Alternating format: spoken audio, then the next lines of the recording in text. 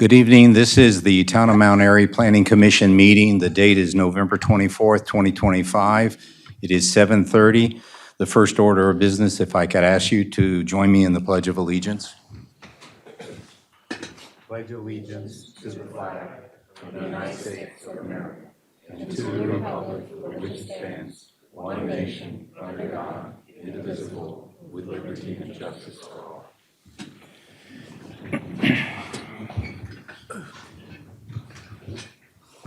This evening, I want to thank the good turnout here in Town Hall for the business of the Planning Commission this evening, and also to those who are attending via the live streaming provided by Carroll Media Center, and thank you to them for that capability within our county.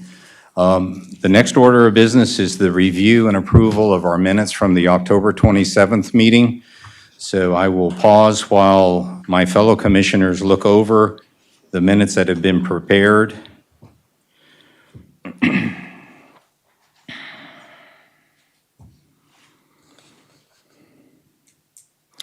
And at this time, I'll entertain a motion to either approve the minutes or disapprove the minutes. Do I hear a motion?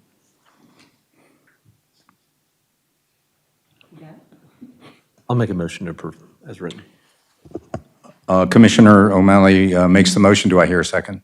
I'll second. It's seconded by Commissioner Hadley. Any discussion, edits, or amendments on the current minutes? Hearing none, all those in favor of the motion to approve the minutes of October 27th, say aye. Aye. Those, Sorry. no, I like that. Those opposed and those abstaining. Abstain. And one abstention. Thank you so much. The motion has passed. And I will sign the minutes, Ms. Clinton, at the end of the meeting. The next agenda item is citizen comments. I am going to do as I have done, I believe, a couple months ago, and I'm going to modify the caveat that you may have on your agenda, which says, for items not on the agenda, I am going to open the comments to any topic you so desire to speak to. And so if I could just ask for a quick show of hands of those interested to come forward to the microphone in your left front. Just a show of hands of those interested. I have one, maybe two, maybe three. Okay. 1, 2, 3, 4. Okay. Well, if you change your mind, I'm open to you, just getting in line within reason. We do have a full agenda tonight, and I'll describe what that is after we go through the public comments and the county reports. My limitation, because of the number of hands, is 3 minutes. And as the veterans of my meetings are, part of your entertainment is me working this thing. But you'll have 3 minutes on the timer here. As we get down toward about 2.5 minutes, I may make a motion just to warn you that you're approaching the end of your allotted time. And the last thing I'll say, and just so nobody feels it's disrespect, if your commissioners have their eyes down and aren't eye contact with you, it's simply because we're trying to vigorously capture your points. So there's no disrespect if we're not looking at you. Believe me, we're very attentive. And oftentimes, I know I speak for the other commissioners, a lot of times after a day or so, we go back and we review the tape from the CMC just to make sure we got those comments spot on. So with all that, 3 minutes, and can I go ahead and ask for the first person to come forward? There was a young lady right here in front, I think, that, oh, no, I kind of put you on the spot, so I'm sorry. Anyone want to be first? Please, you're welcome to come up here. Come on up. There you go. And if I could just ask you, give us your name, and I only care, and the town staff at this meeting only cares if you're a county resident or if you're a town resident or not. Thank you. Great. All right. Thank you. Amanda Everett. I am a town resident. I live in Nottingham. I do want to thank the council for polling our community. I think, as other residents have discussed in other meetings, this proposed structure, not only will it impact our town, but it's really going to impact Nottingham. For many people, it's going to be the first thing they see when they open their curtains, if not hearing bits of it before. and the last thing they see when they go to bed. So I appreciate looking into that as a community. Over half of our community responded, which that is a very big thing. Hundreds of people responded, and 96% of us said no. So, I mean, the community is asking for this not to change the feeling of not only our town, but again, our home. If you look in Google, Mount Airy, Maryland, actually the first thing AI says is it is known for small town charm and a blend of rural and suburban. And that does not mesh to me with a structure of this facility. The comparators that we've talked about in Columbia and Fairfax, they are not the same. Those are towns, they're not 10,000 people like Mount Airy. They are 25, they are 100 in Columbia, and they're not backing up to residential homes. So I would just ask that to be taken into consideration. We have so much wildlife and beauty in that space. Bald eagles, it is a very unique, special place to live. That is not the norm, and I would imagine many of us moved here for that exact reason. I certainly did, and it's going to change. It's going to impact school buses, getting out. We've talked about infrastructure, but it is going to change the natural rural part of this community, and I think that's something that really should be noted. Thank you very much. Thank you, Ms. Everett. Another comment, please, an invitation, a second person. Again, name and whether you are or are not a town resident. Good evening, Chairman Gant, Mount Airy Planning Commissioners, and citizens of the town of Mount Airy. I am Dwayne Cordery. I'm a 22-year resident of the town of Mount Airy and own a home in the Nottingham community. Across from the proposed annex property, the petitioners have indicated they plan to develop into a privately owned synthetic turf multi-sport complex. I'm also a sports enthusiast, former baseball player and coach, and current sports official. I will begin my statement for public record that I and my family are vehemently opposed to the annexation of the petition property. Thank you, Chairman Gant, for accepting my invitation to visit and put boots on ground and eyes on target of a similar sports complex to that which is being proposed by the petitioner. We visited Patriot Park North, located at 5425 Willow Springs School Road in Fairfax, Virginia on Friday, November 7th. Upon our arrival, we met with Mr. Tim Lander, Tournaments and Special Events Manager of Patriot Point, who took the time out of his day to provide Chairman Gant and I a detailed tour of the sports complex. The planning of Patriots Park North started in 2002 and wasn't opened until 2023 for operations. Patriots Park North is a 67-acre complex with 477 parking spaces, 6 synthetic turf baseball fields, 3 open synthetic turf warm-up areas, 3 synthetic turf batting cages, 2 concession buildings containing restrooms, one of which is a 2-story building surrounded by the 4 larger baseball fields, which serve as a press box, game observation, and game operations management tower. There's a picnic pavilion, a small playground, spectator bleachers, and a small maintenance shed, and a short walking path through the facility. Access to the facility is off I-66, which is a multi-lane highway. Off of I-66, you get onto Fairfax County Parkway, which is a multi-lane highway similar to I-70. Then you exit onto Braddock Road, which is a multi-lane boulevard style similar to I-70. And then you turn right onto Willow Springs School Road at a traffic light, which is a dedicated right turn lane, a dedicated left turn lane, and 2 lanes to accommodate traffic continuing on to Braddock Road. Immediately after making the right, you turn into the 477-space parking lot. When exiting the facility to get back on Braddock Road, there are dedicated right and left turn lanes and a center lane for passing through at the traffic light intersection. The petitioners indicate they'll have between 600 and 1,000 space parking lots in this facility. This is over nearly twice the number of parking spaces at Patriots Park North. And additionally, the petitioners indicated they plan to include a soccer field, basketball, tennis, pickleball courts that Patriots Park does not have in its 67-acre complex. The economic benefit to our local businesses will be minimal and temporary.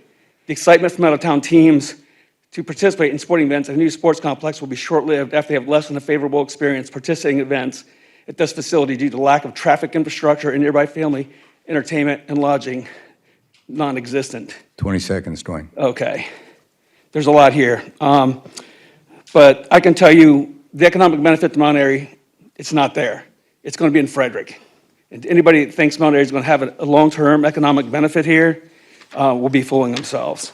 So I'll just wrap up with 4 points. We have an issue with infrastructure that's noted. And the economic boon for the mountain area is false. We don't have the road infrastructure. Having synthetic turf sports fields over an aquifer supporting Mount Airy's water system, private wells, is asking for probable contamination amid a current expensive PFAS mitigation effort. Finally, this multi-sport complex would sit too close to a large residential neighborhood and neighboring property owners and would cause significant inconveniences to important quality of life concerns. Again, my family and I strongly oppose the annexation of this property. Thank you. Thank you. And normally I make a comment about that navy sweatshirt, but I'll take a bet on that. no, I'm not. I'm not going to go there. December 13th, though. I promise not to hang a Vietnamese flag in your house like I did last time. Is that how they got there? Yeah. Okay. All right. Well, thank you. And I do ask that we try to adhere to the 3-minute. Anyone else wish to come and make a public comment? Yes, ma'am. Please. Name and town resident or not. My name is Marshall Payne Gasway. Thank you for allowing me to say something real brief. What we actually know thus far is that the development of a major sports complex is off of a major artery, as per what we've been told. However, we do not have a major artery. This is incongruent with the 2020 town survey, where the number one desire was 61.6% of the respondents was for nature trails. In addition, we were looking at walking and biking paths, whereas 45.3% were interested in wooded areas and open space. We were also interested in picnic facilities and being desired by 55.2% of the respondents. Growing the town's economy, it was stated that it's hard to grow an economy without adding residents, and it's proposed that the park would put an excellent opportunity for small local businesses to flourish. According to the Fairfax County Local News, Patriot Park has 6 synthetic fields, has 30 different multi-day tournaments, and it also nets about $160 to $1 million per event. So if we think that this is actually here to benefit us, it is not. According to the Times, the park has 26 different events, and that was back in 2023, I believe. It hosts 20 to 70 teams booked between now, and that was actually early in the year, to November, and each event has, as I mentioned, a significant amount of individuals. Based on the county's sports tourism calculator, each team has an average of 15 athletes, 3 coaches, 2 family members per athlete, 1 umpire, and staff members on the field as well. Again, the comparison that's done between development of Patriot Park and what's expected to happen on Wardersville, which is not prepared to deal with that traffic, is very concerning. Sports tourism is a growing industry. However, the town of Mount Airy neither has the infrastructure nor the capacity to handle all of that. If you were to look at how it's manifested its place thus far, Patriot Place boasts that it has budget-friendly hotels, restaurants, and easy access. This is not what Mount Airy has. There has been conversations about posting individuals on the road to actually help direct traffic. This is not reasonable, nor is it acceptable as a resident in Nottingham. One of the things I'd also like to share is that we're talking about there's going to be significant stormwater runoff. There's also going to be pollutant running off as well. So again, there's a lot to be considered, but I would ask that as a resident of Mount Airy, that we do consider all those factors. While I may be a proponent that this is actually an economic uprise for Mount Airy, the folks that are coming in, and it may be proclaimed that only X number of individuals are coming in, but when you're coming in for actually for a baseball game, it's not one team, it's multiple teams, because you do show up early. And so we actually have to consider that we're multiplying times 2 who's going to be traveling in and off of Wardersville. It is not set up for that. And town of Mount Airy is not set up for that either. Thank you. Thank you. Any other public comment, please? Going twice, public comment? Okay, seeing no further interest in public comments, I'm closing the public comment section of tonight's agenda and now moving on to the Frederick County and Carroll County planners' reports. Our Carroll County report, if I'm correct, John, has been provided to each of the commissioners in writing. And so I again will pause and let the commissioners look over those points in that 2-page update from Westminster And while we're doing that, is there any highlight, John, in looking them over that you would see as a major item for our interest? No, I guess the biggest thing for the planning commission is that the WRE that we did forward to Carroll County with their recommendation, I was going to mention it towards the end of the meeting, and it's not denoted in here, but that quorum meeting that we need to hold possibly February the 4th up in Westminster at 6 PM, trying to see if we can have availability of at least 4 members. If not, we'll have to potentially plan on trying to have a special meeting, possibly with their planning commission to come here and hold a public hearing as well, again, about notification, et cetera. So it's not in their staff report. I'm just mentioning it so we can sort of think about that if we can get 4 members available. Unless you think it unwise, John, let's just tackle that right now. Yeah, that's why I thought I'd bring it up instead of waiting towards the end. Yeah, no, excellent, excellent. And so if I heard correctly, and I'm going to recap, but you jump in if I go sideways. The water resource element for Carroll County, of course, is a document that's been working through us and along with the Water and Sewer Commission for, I guess, the past 2 to 3 months. And it's familiar to most of us as the water resource element. It's a required document within the county. They're updating it.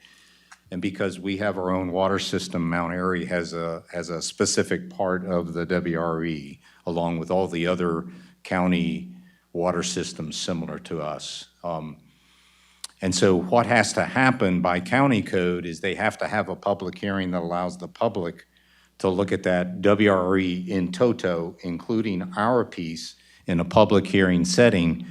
And what Westminster is offering as an option is a date, the date again? It is February 4th. I do have it. I think it's your last item in your package. I got you, With your okay. desk. So February 4th, they're willing to host at Westminster Town Hall.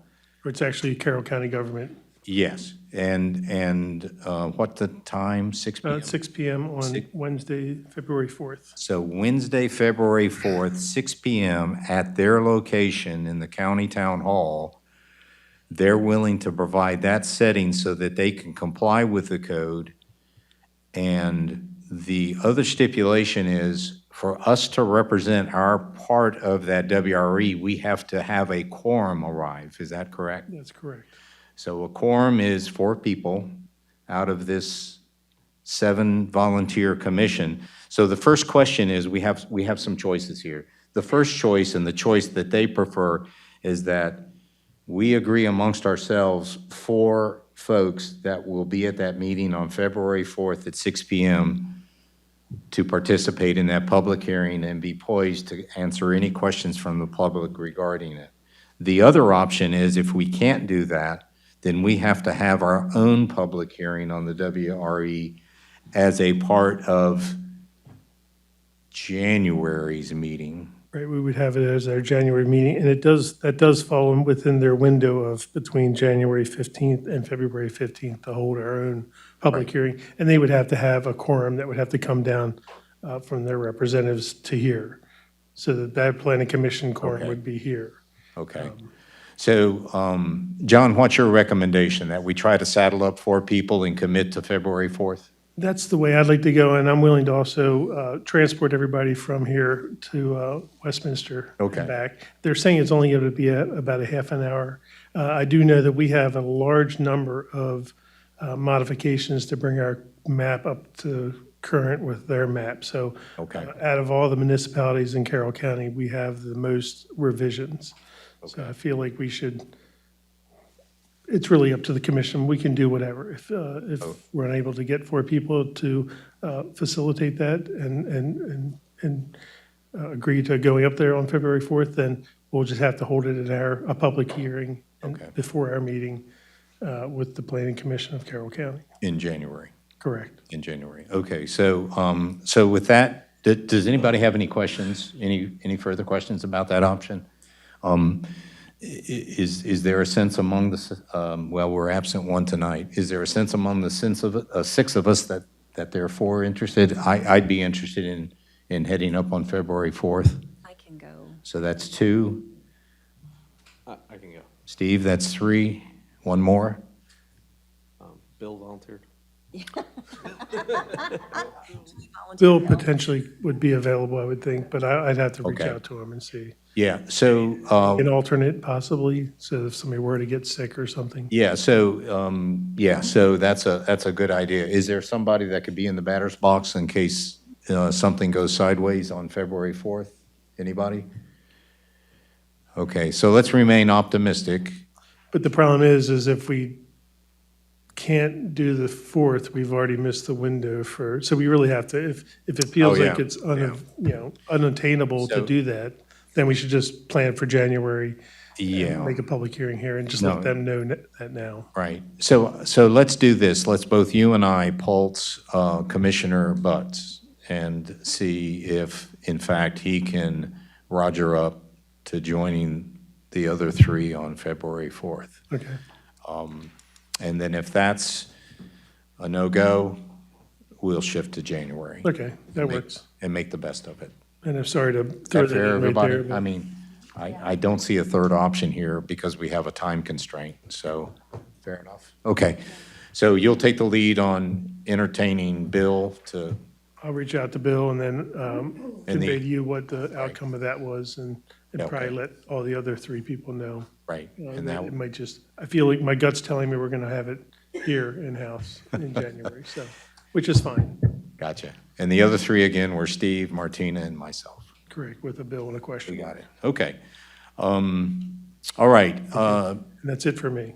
okay. Any questions on the Carroll County report before we leave that report?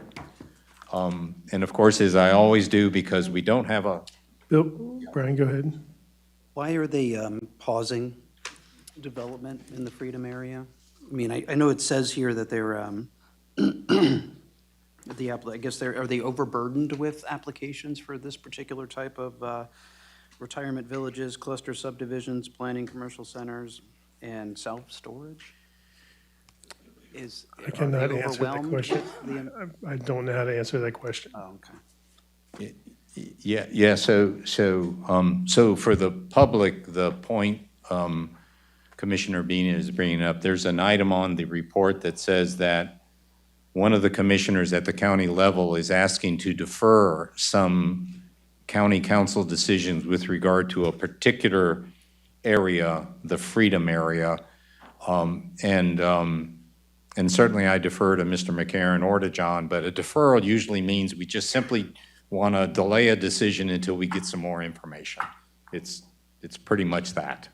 And so there's some circumstance, that's the best answer I can give you, Brian, is that it says here they want to study some more, study the zoning code some more and suggest possible modifications. So there must be something involved in that Freedom area issue that they're saying, we're going to set the decision aside, we need some more information. Is that fair enough, Mr. McCarron? I was unable to look Yeah. up the code that they to see what's. Okay. It says they've noted, was it chapter 158 of the county code in relation to the Freedom Community Comprehensive Plan. Yeah, I'm not sure. I'm just curious as, Yeah. did they greenlight all these projects and been like, whoa? I think if there was something that's already been approved, they haven't, it wouldn't stop that production of that Right. item, but if they were trying, anybody who's coming in for additional, would be in a holding pattern. Would it be fair, John, as you go back and give her our contact, Miss Right, Claire story. Claire, thank you. As you circle back to her with regard to the WRE, could you also ask her if there's a little more information with regard to that bullet that Commissioner Beta is curious about? Sure. Yeah, and we just include that in the next, I guess, January Yep. update. So, okay. Chapter 158 is their zoning. Hey, Dave, can you come up to the mic just so we can hear what you're saying? I believe he said chapter 158 is the county zoning. Yeah, it's zoning Right, code for that. zoning area. code, okay. Yep, that's what, so apparently they're studying that portion of the code with respect to retirement villages and retirement homes, cluster subdivisions, planned commercial centers, and self-storage units, and that's all we have. So Ah, okay. So more than a deferral, a moratorium, okay. Yeah, but again, thank you. But again, if you could just pulse clear, I'm certain that's accurate, but just get something in the next report, and that would be great. Okay, I'm closing out the Carroll County Planner Liaison Report and moving to Frederick County. And we're blessed with having a real liaison. Miss Vanessa Moreno comes from Frederick City every one of our meetings and keeps us up to date. And for those that are new, we always try to ask if Vanessa can kind of hone in on the area that's just adjacent to the town, which is your new market area and so forth, for logical reasons. So Vanessa, thank you for coming tonight. Yeah, nice to see you all. So just a couple of updates on our end. A few months ago, I previously mentioned that the Cherry Run development had applied for a water and sewage amendment to reclassify from S4W4 to S3W3. The Planning Commission recommended approval for this reclassification, and it recently went to the County Council on November 18th, and the County Council also recommended approval for this reclassification of W3, S3.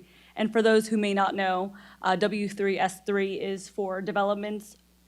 That classification is assigned for developments that are planned to be completed and operational within 3 years. So that plan is moving forward.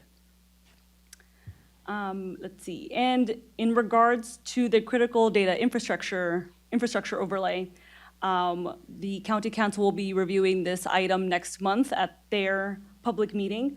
A number of property owners have requested to be included in the overlay. And so at the upcoming County Council meeting, the council will determine which properties will be included in the overlay and allow the public to give public comment as well. Signs have been posted around the Quantum Frederick campus, and letters have gone out to adjoining property owners. And so we have 2 meetings coming up. One is a workshop on December 2nd, and then we have the public hearing on December 16th at 5:30 p.m. for both dates. And the public is allowed 6 minutes to comment at this meeting. And those are my 2 updates. Okay, and we often revisit the number of dwelling units in the pipeline for Cherry Run, and still, I believe it's recorded as 1,003 homes are expected. For the Cherry Run development specifically, it was recently earlier this year in May, approved for 800 dwelling units. Okay, and along with a new school, elementary. Along with the dedicated school site. New That's elementary correct. school, okay. Yeah, so again, we say it every month, but just to our west, it's busting loose. Yes. So getting a bit of an explosion. Any questions for Ms. Moreno from any commissioners? Yeah, so you were saying that Cherry Run is supposed to be completed in the next 3 years or started in the next 3 years? It should be completed and operational within the next 3 years. That reclassification of their water and sewage amendment plan is to kind of just like set the groundwork to start construction. Okay, thank you. Any other questions? The data center overlay, Yes. can you explain to everyone what an overlay is on top of the Sure. current zoning? So an overlay is pretty much the footprint to where data centers can be constructed. Our staff, along with the county executive's office, proposed a map that was reviewed by the Planning Commission, and they have narrowed down the site to where the Adamstown Community Growth Area is. And so that growth area is where the Planning Commission recommended that data centers can only be constructed. But at the County Council meeting, again, as I mentioned, there are property owners who would like to be included in that overlay. And so the County Council will be officially reviewing that footprint of where data centers can be constructed. And yeah, that's just like a little bit of an overview of what it is, but. Is the land currently agricultural in Adamstown? So a lot of the land right now that is currently being constructed is zoned industrial for data center construction, but a lot of the property owners that are requesting to be included are zoned agriculture or light industrial, so they will have to go through the rezoning process to even begin building a data center. Is there a, I know that data centers, and I think everyone else in this room knows how much power they use. Right. And water resources as well. What kind of impact will that have on the Adamstown community and the surrounding community Yes. to have those things humming along? There is, of course, a lot of, there has been a lot of public input by the residents who obviously do not want to live near a data center, given quality of life and the noise and all those other reasons. I know statewide, there hasn't been extensive studies on the environmental impacts, unfortunately, of what data centers do bring. But yeah, I unfortunately can't really answer that. Just, I'm not so aware at this moment. Gotcha. Yeah. But hopefully, yeah, it's, our staff has been working with the Planning Commission to make sure, like, we are able to answer as many questions as we can, that we're able to ask staff and hopefully assist the Planning Commission and County Council in making their decision on who should be included in the overlay.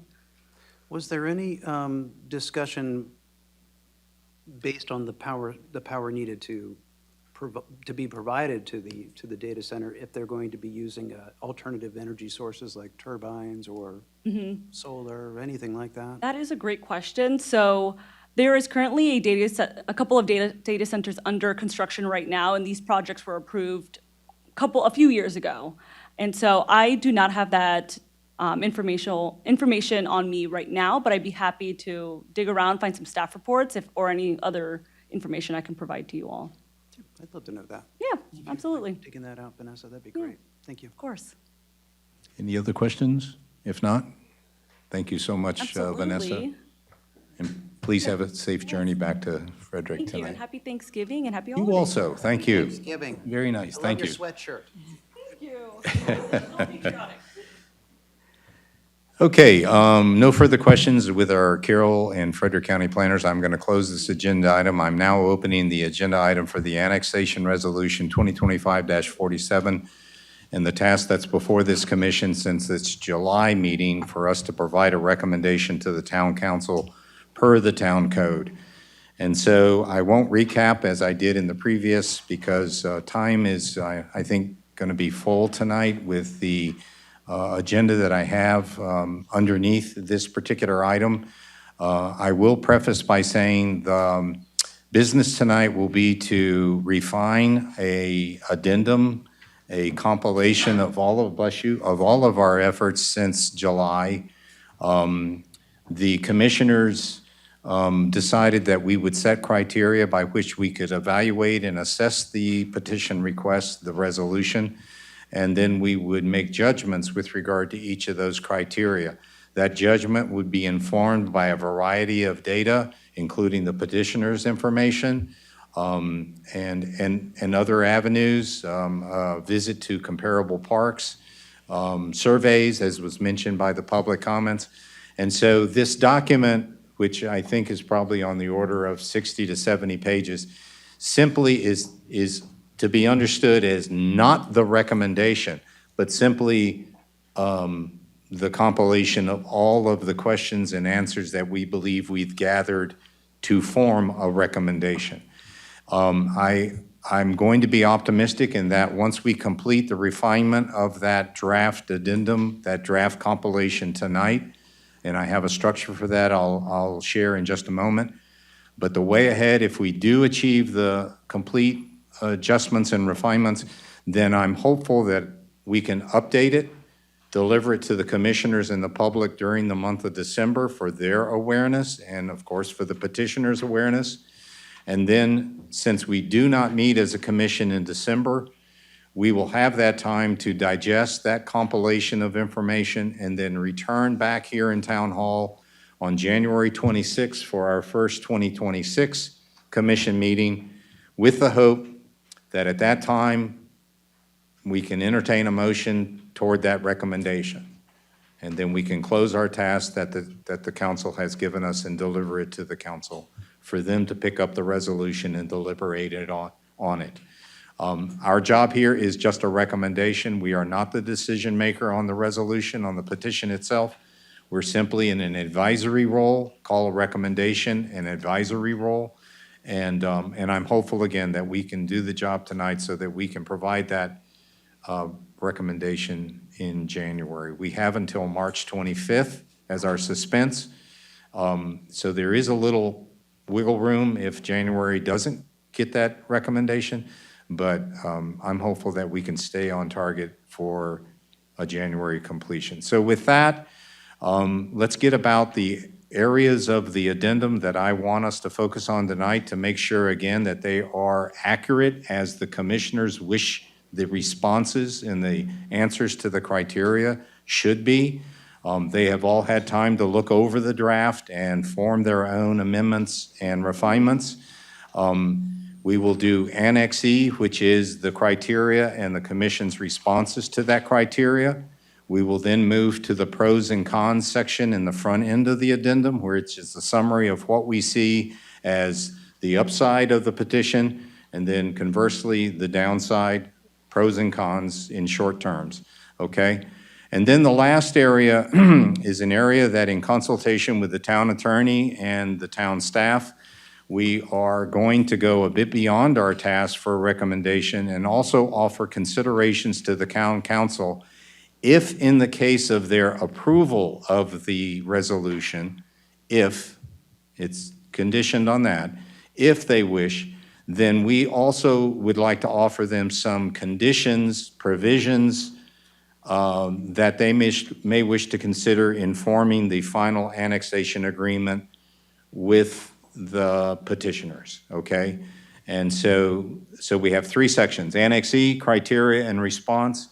Second section is pros and cons. Last section is offered or suggested conditions and provisions if an annexation agreement unfolds by the town council's decision. For the first two areas, Annex E and the pros and cons, I invite the petitioner to come to the table. I will set the rules such that I will look to the commissioners for any refinements first. And then because I believe you have offered a rebuttal to the draft, I would be willing, of course, my interest is making them as accurate as possible. So my interest would be to then turn to your participation once we've exhausted the commissioner's input, if that's fair.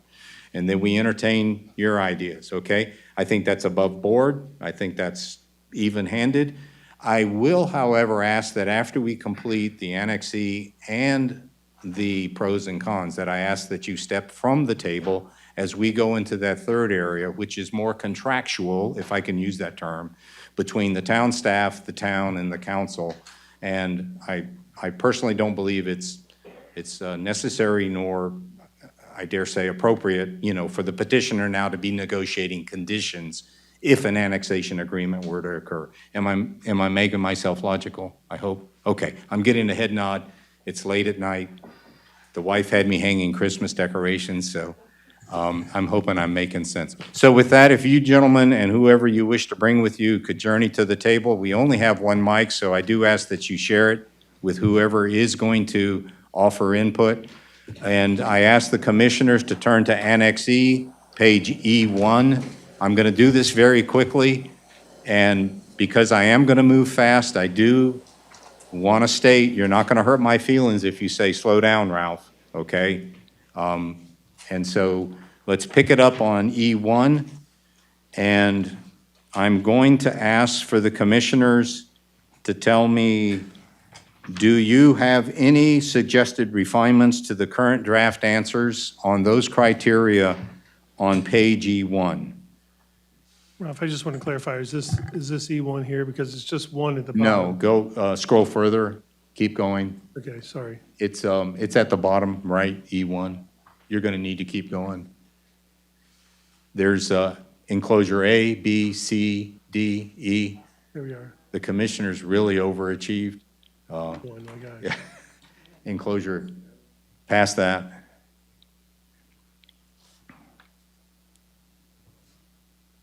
You're coming up on it. There you go. Just back down to E1. Excellent. Hey, thanks, John, for, because this allows the public to, Should have had it queued up, I'm sorry. Oh, no, man. No, you're fine.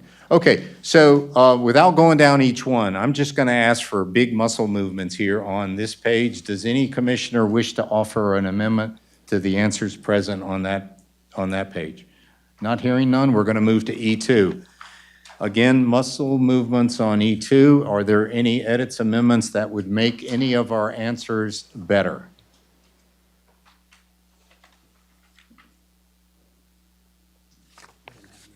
Okay. With 2 pages done, I now turn to the petitioner and ask for the petitioners, do you have any objections or input to those 2 pages? Brian, is it? I keep flipping, I'm sorry. Okay, Tim, all right, thank you. We're going to move to E3. I do have an amendment, but again, I want to turn to the commissioners first. Do you have any refinements on that page?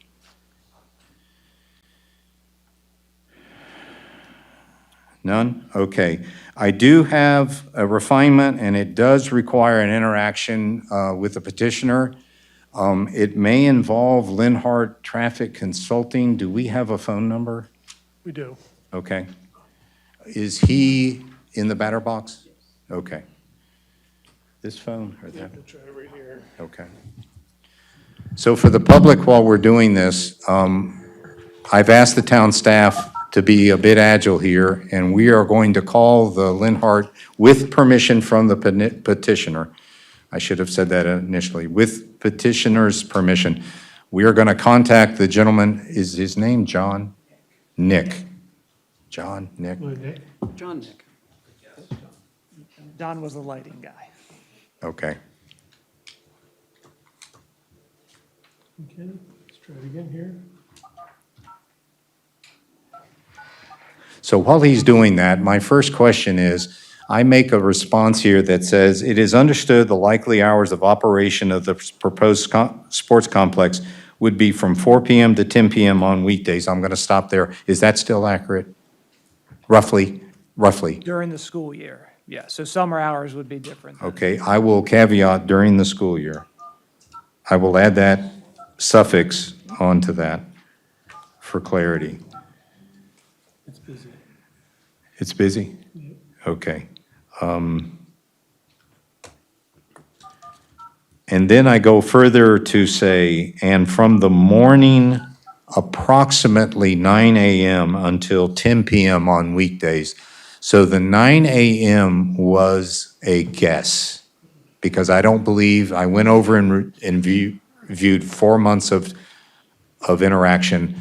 I don't believe I ever heard a start time on the weekends. Is 9 a.m. appropriate, or a guess, it's approximate at this early stage? Approximate there, depending on the day, maybe 8 to 10 a.m., somewhere in that window. Okay. So 9 a.m. is a good average for that. Okay, so It's a good that's average. comfortable? Okay. And again, we're not at the stage where any of this is binding. I'm sure you know that. We're just trying to get a sense of, if this operation were to occur, what would be the hours and all the ensuing traffic, et cetera, et cetera. Gotcha. Okay. Hold on, Nick. Hold on, Nick John, okay, hold on, please. Nick, can we hear you? Can you hear us, Nick? Yes, can you hear me? Okay. Very well. Yeah. Nick, So, Nick, can you hear me when I'm speaking here? Yes, I can hear you. Can you hear me okay or no?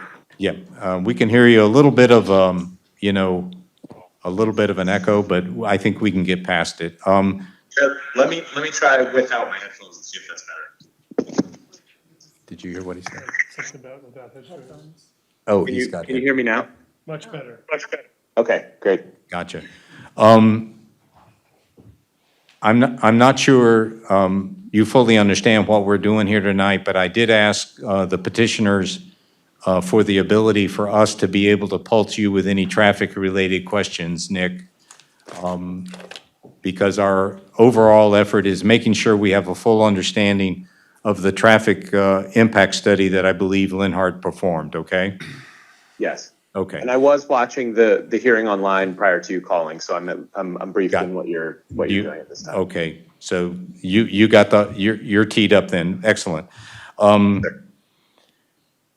And so I'm at E3, and I make a statement that I understood from all of the 4 months interaction, that while we agree that the morning traffic period will not be impacted, this statement does not address the afternoon hours when 3 nearby schools will let out.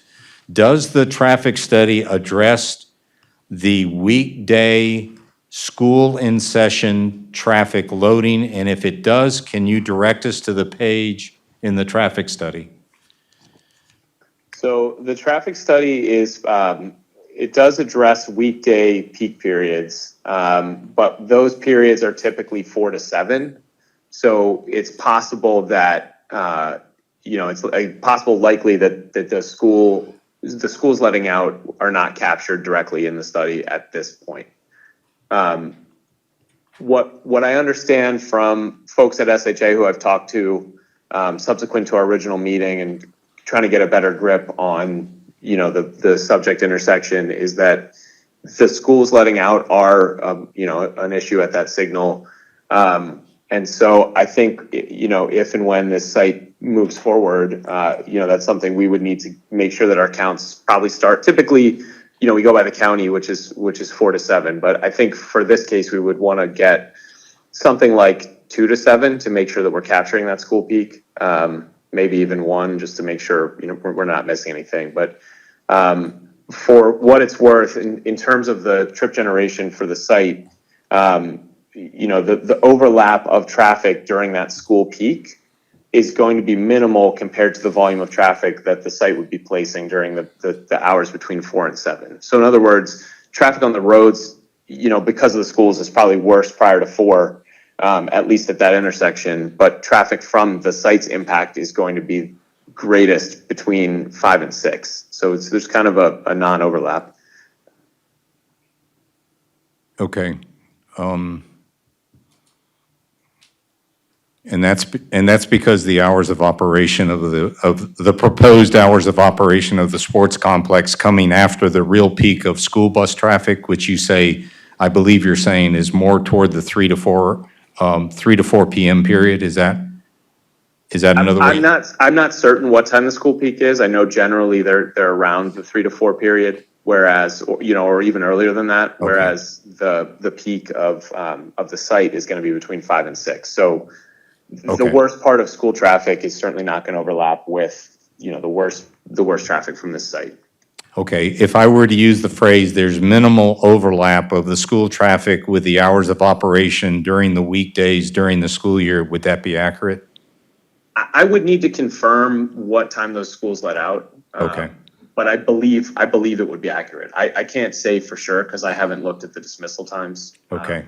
But I believe that would be accurate based on my general experience with school departures and the hours of operation for this site. I know specifically the peak for this site is between 5 and 6 generally. So yes, I think it's an accurate statement, but without having reviewed the school dismissal times, I can't say 100%. Okay, but I'm recapping a statement you made earlier. It would be accurate to make the statement that the study it's not captured in the study, the traffic related to the school letting out. Is that accurate? Assuming the school lets out before 4 o'clock, that's correct. We did not capture that. Okay, okay. Just because it's outside of when we typically evaluate. Gotcha. Thank you, Nick. Thank you. And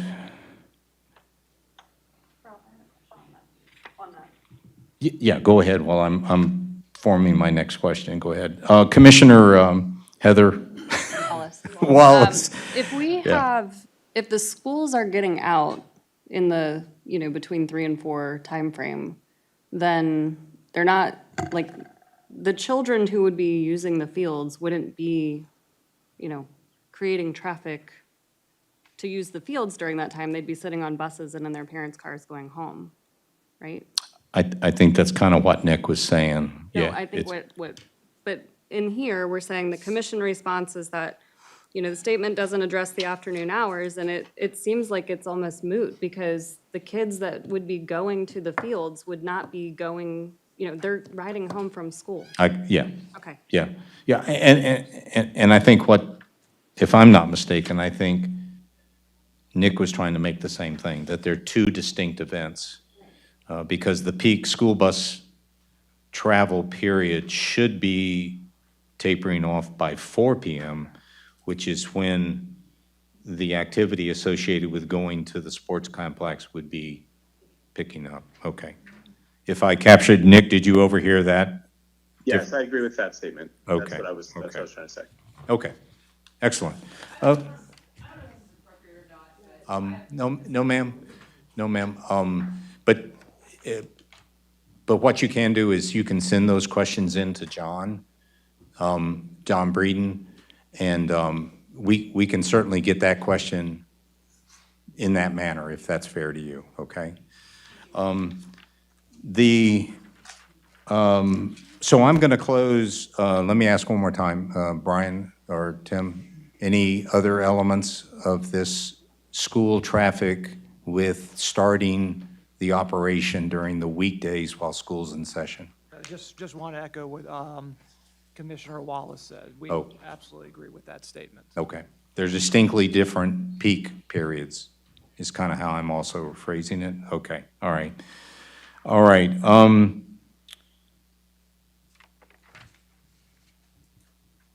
So I'm going to make those edits on E3, and let's turn to E4. Do we have any commissioner edits or amendments on the draft responses on E4? I do. Commissioner Wallace again? Well, some of these are going to reflect, I think, what the petitioner has said in previous briefings, but on the first one about the staggered schedule, it says, we expect an average of 300 cars per hour, and that's only for the weekends. That's not for the weekdays. So I think we just need to clarify that.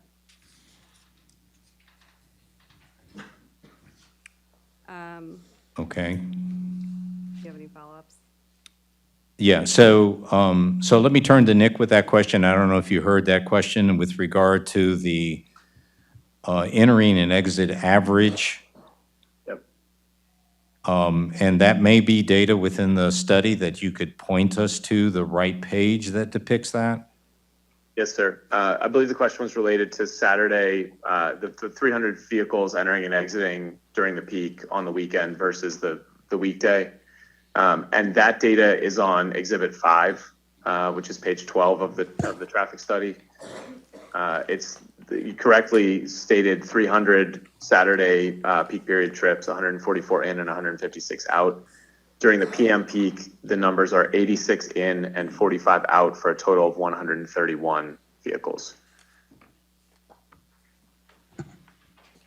Okay, so And that's during, as we discussed during the first hearing, that's during the peak hour, so the busiest 1 hour period during the evening. okay, so Exhibit 5 on page 12 is strictly a Saturday projection. Is that accurate to begin with? Exhibit 5 includes the table on Exhibit 5 that shows soccer complex fields, 8 fields, and again, obviously this is not soccer, but as discussed in the original. No, I understand. original I understand yeah. why it says soccer. Yeah. Yeah. So going across that, it's AM peak is the first 3 columns being in out total for AM. Second 3 are in out total for PM peak, and then last 3 columns are in out total for Saturday peak. So AM peak is what days? Let me go back to that. AM Yes, peak. sorry. So when a typical traffic study, and when I say AM and PM peak, I'm referring to a typical weekday, which the state county define as Tuesday, Wednesday, or Thursday while schools are in session. So it can't be like we wouldn't do any traffic counts or collect data this week because of Thanksgiving, but last week, Tuesday, Wednesday, Thursday, any of those would have been considered a typical weekday. And Okay. AM peak is typically between 7 and 9 a.m. and then PM is 4 to 6 generally. Bingo. That's what I was looking for. I was looking for an hourly time frame. So 7 to 9 for AM peak and 4 to 7? 4 to 6. Let me look at. 4 to 6 confirm in the p.m. study With what we did.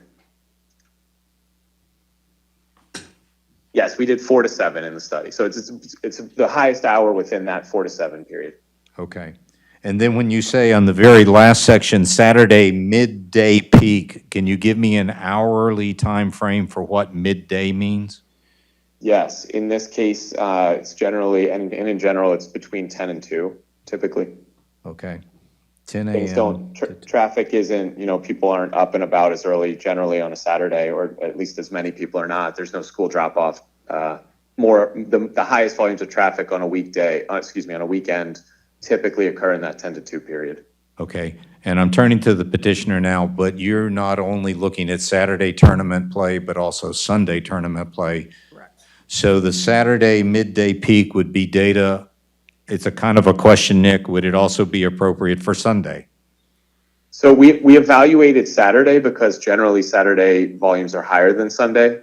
I would suggest that if that's a concern, and if we were to move forward beyond this stage, that we should include a Sunday analysis as well and collect that data. I believe the Saturday is going to give you your most conservative analysis because of volumes being higher, but I think it's worth collecting that data, as we go forward and seek to understand all of the potential impacts. Okay. I'm going to circle now on the soccer fields. I totally understand because of the Maryland Department of Transportation categories for traffic studies why you were forced to pick soccer fields. So we don't need to refresh ourselves on that. But in addition to the 8 fields, I believe there is a training facility building of roughly 12,000 square feet. Is that still accurate? Yes. And I believe we're saying there's no traffic study projected for those participating in that large indoor facility. Is that accurate? So the land use category considers everything that's happening on the site. If we were to look at a different land use, like a hotel, for instance, the hotel trip generation is based on the number of rooms. Obviously, there's things happening within the hotel other than simply people staying in rooms. There could be conferences, there could be restaurants, but trip generation for that type of use is simply based on the number of rooms. Similarly, for this use, the soccer field category considers other things that could be occurring in the area where there are soccer fields. So they specifically mention things like a fitness trail, activities center, aquatic center, picnic ground, and I'm reading from the definition of this use. Activity center, aquatic center, picnic grounds, basketball, tennis courts, vendors selling food or merchandise, and a playground. All of that is part and parcel of the trips generated. The variable is simply the number of fields that's used to calculate that. So what you're telling me is everything beyond the 8 soccer fields is ancillary to your data. It's not that it's ancillary, it's that the trips to the facility are based primarily on the number of fields. And other trips that might be generated by those other facilities. It's not that it's not that we're saying there's no traffic to and from them. It's just that the traffic that is using them is determined based on the variable fields. And that's, as with the hotel example that I gave, that's each use within that trip generation manual is conducted based on some variable. And so in this case, it's fields. But again, if it's helpful, I can read the definition verbatim just so you understand what those fields are accounting for within the soccer complex. If not, I don't need to.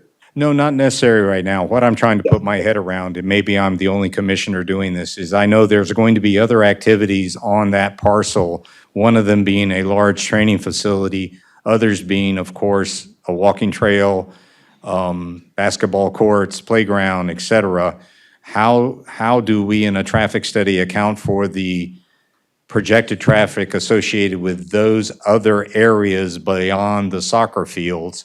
And I'm trying to wrap my head about how much extra would that be reasonably projected? And I'm struggling with an answer as to that's an additional 5% to these numbers, or it's embedded? No, it's included within these numbers. So when they go out and they conduct the studies that these numbers are based on, Okay. they'll go to a soccer complex somewhere and they'll count they'll count the number of fields, and then they count the number of cars in and out, throughout the day to determine the average trip generation, peak hour, the rate that that's occurring at. And they'll note when they do those types of studies, this facility also had an activity center, an aquatic center, basketball, tennis courts. Okay. Those uses are drawing people, but the way they quantify for the overall use. So even though there's a center here, the numbers, the trip generation, those 300 people, those 300 cars in and out on Saturday are accounted for within the way the methodology works. It's calculated based on fields, but incorporates the people that are doing things other than playing soccer, baseball, or what have you on the fields. People that are at the playground, people that are on the fitness trail, people that are in the training center. Okay. Another question? Go ahead. Mhm.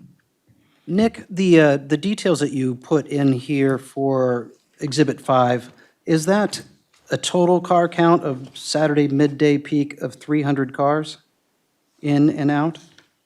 That's the busiest hour. We call it the peak hour. So the busiest 1 hour on Saturday, you'd have 144 and 156 out.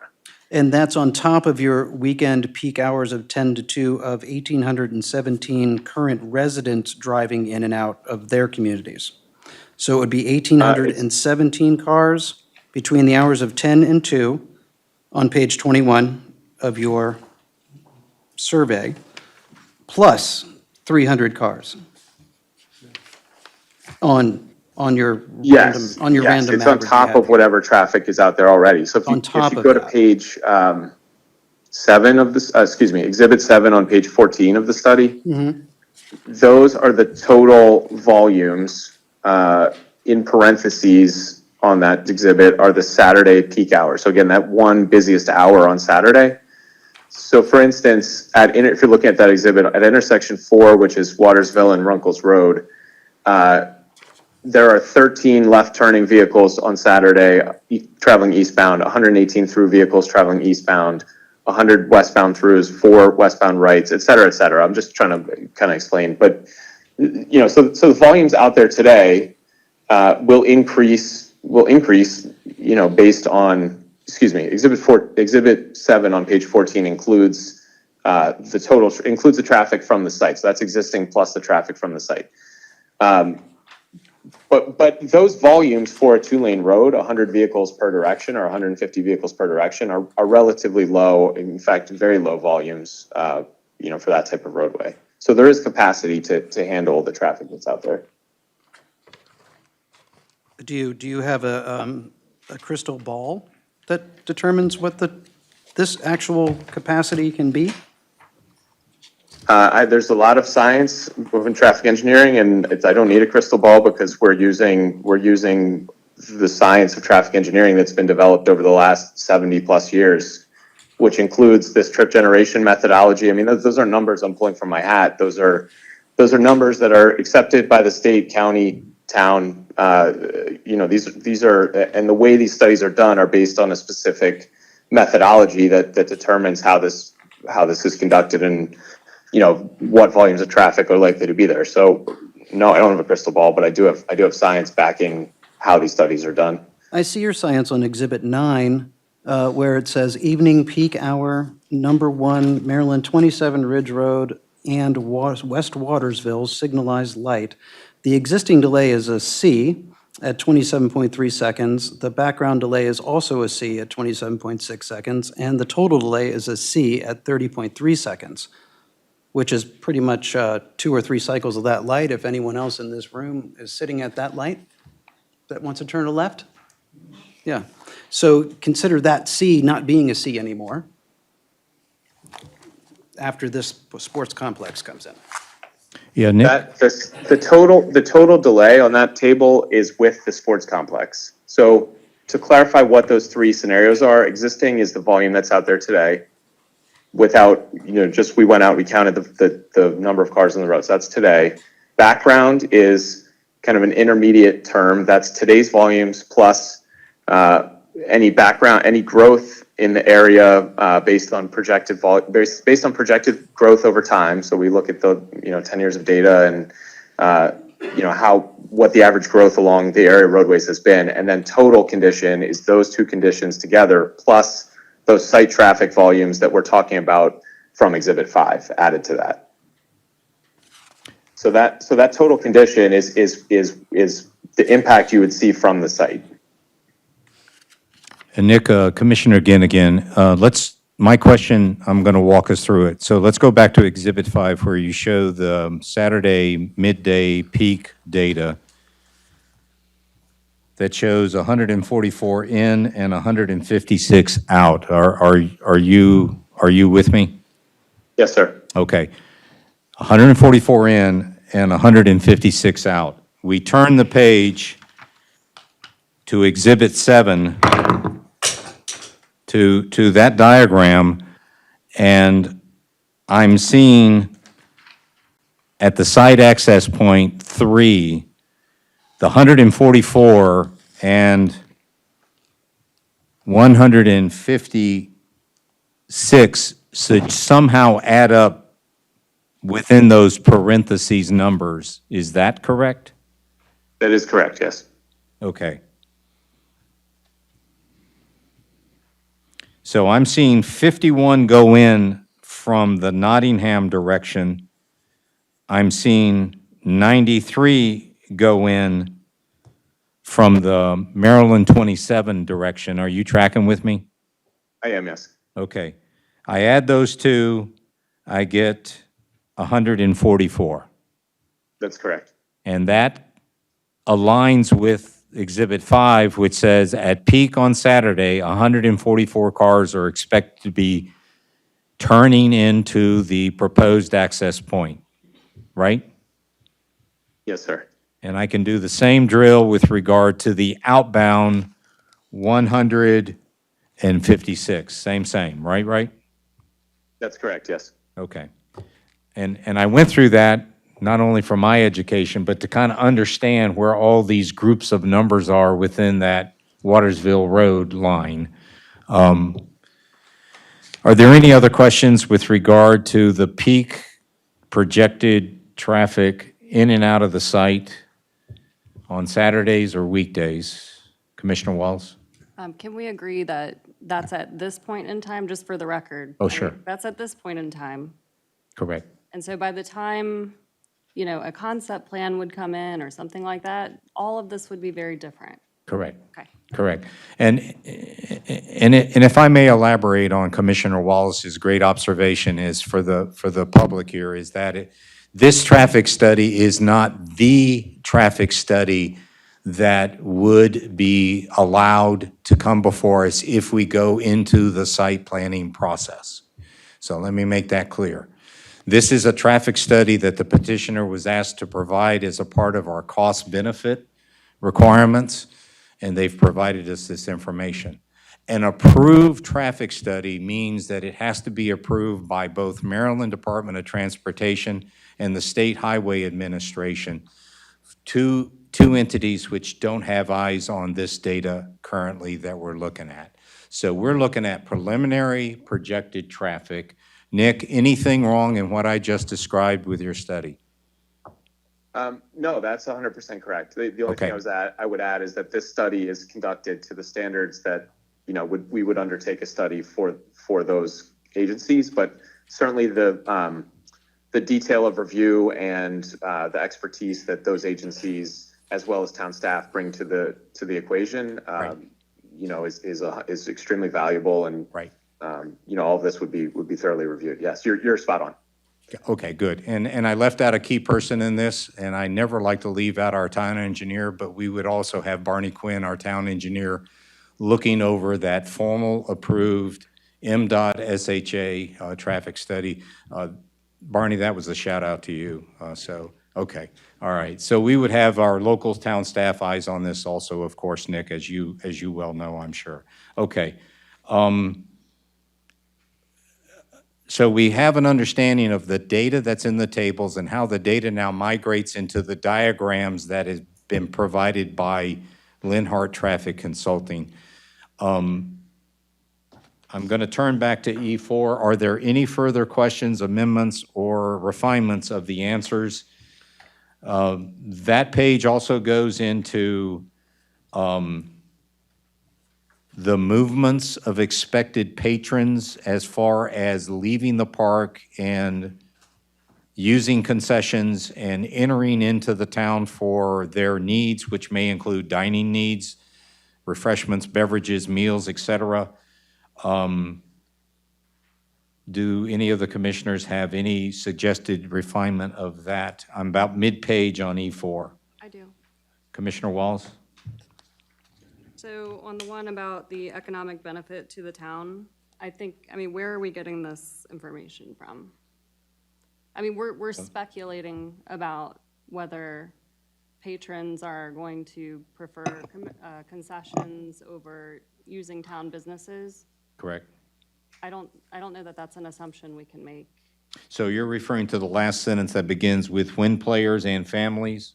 Is that specifically the sentence Well, that? and it appears to diminish the thrust of the position elsewhere in the brief that the complex will strengthen the local economy. Okay, let me go up. That's midway on that, right? Right. Okay. So you're advocating to strike on that? Yeah, I don't agree with it, and I don't. Okay. Yeah. Okay. Any other comment on that? Any disagreement with striking? I'm just wondering, we can strike this totally, or do you want to strike it totally from the document, or you want to have it in another section that has I think it's evidence to back it subjective. up? Yeah, okay. Okay. Okay, I have no objection to that. Any other, one more time, any other comment? I am striking from the word additionally all the way to the end, underlined within the town. Yep. Okay? And preface to that, I want to make sure I have a full understanding from my research, and this is to the petitioners. My understanding of major sports complexes such as that is that it's typical for the concessions to be run by the teams themselves.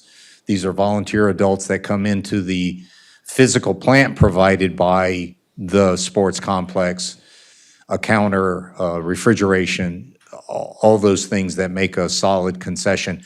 But it's the parents that, or the adults associated with that team that now run a concession to raise money.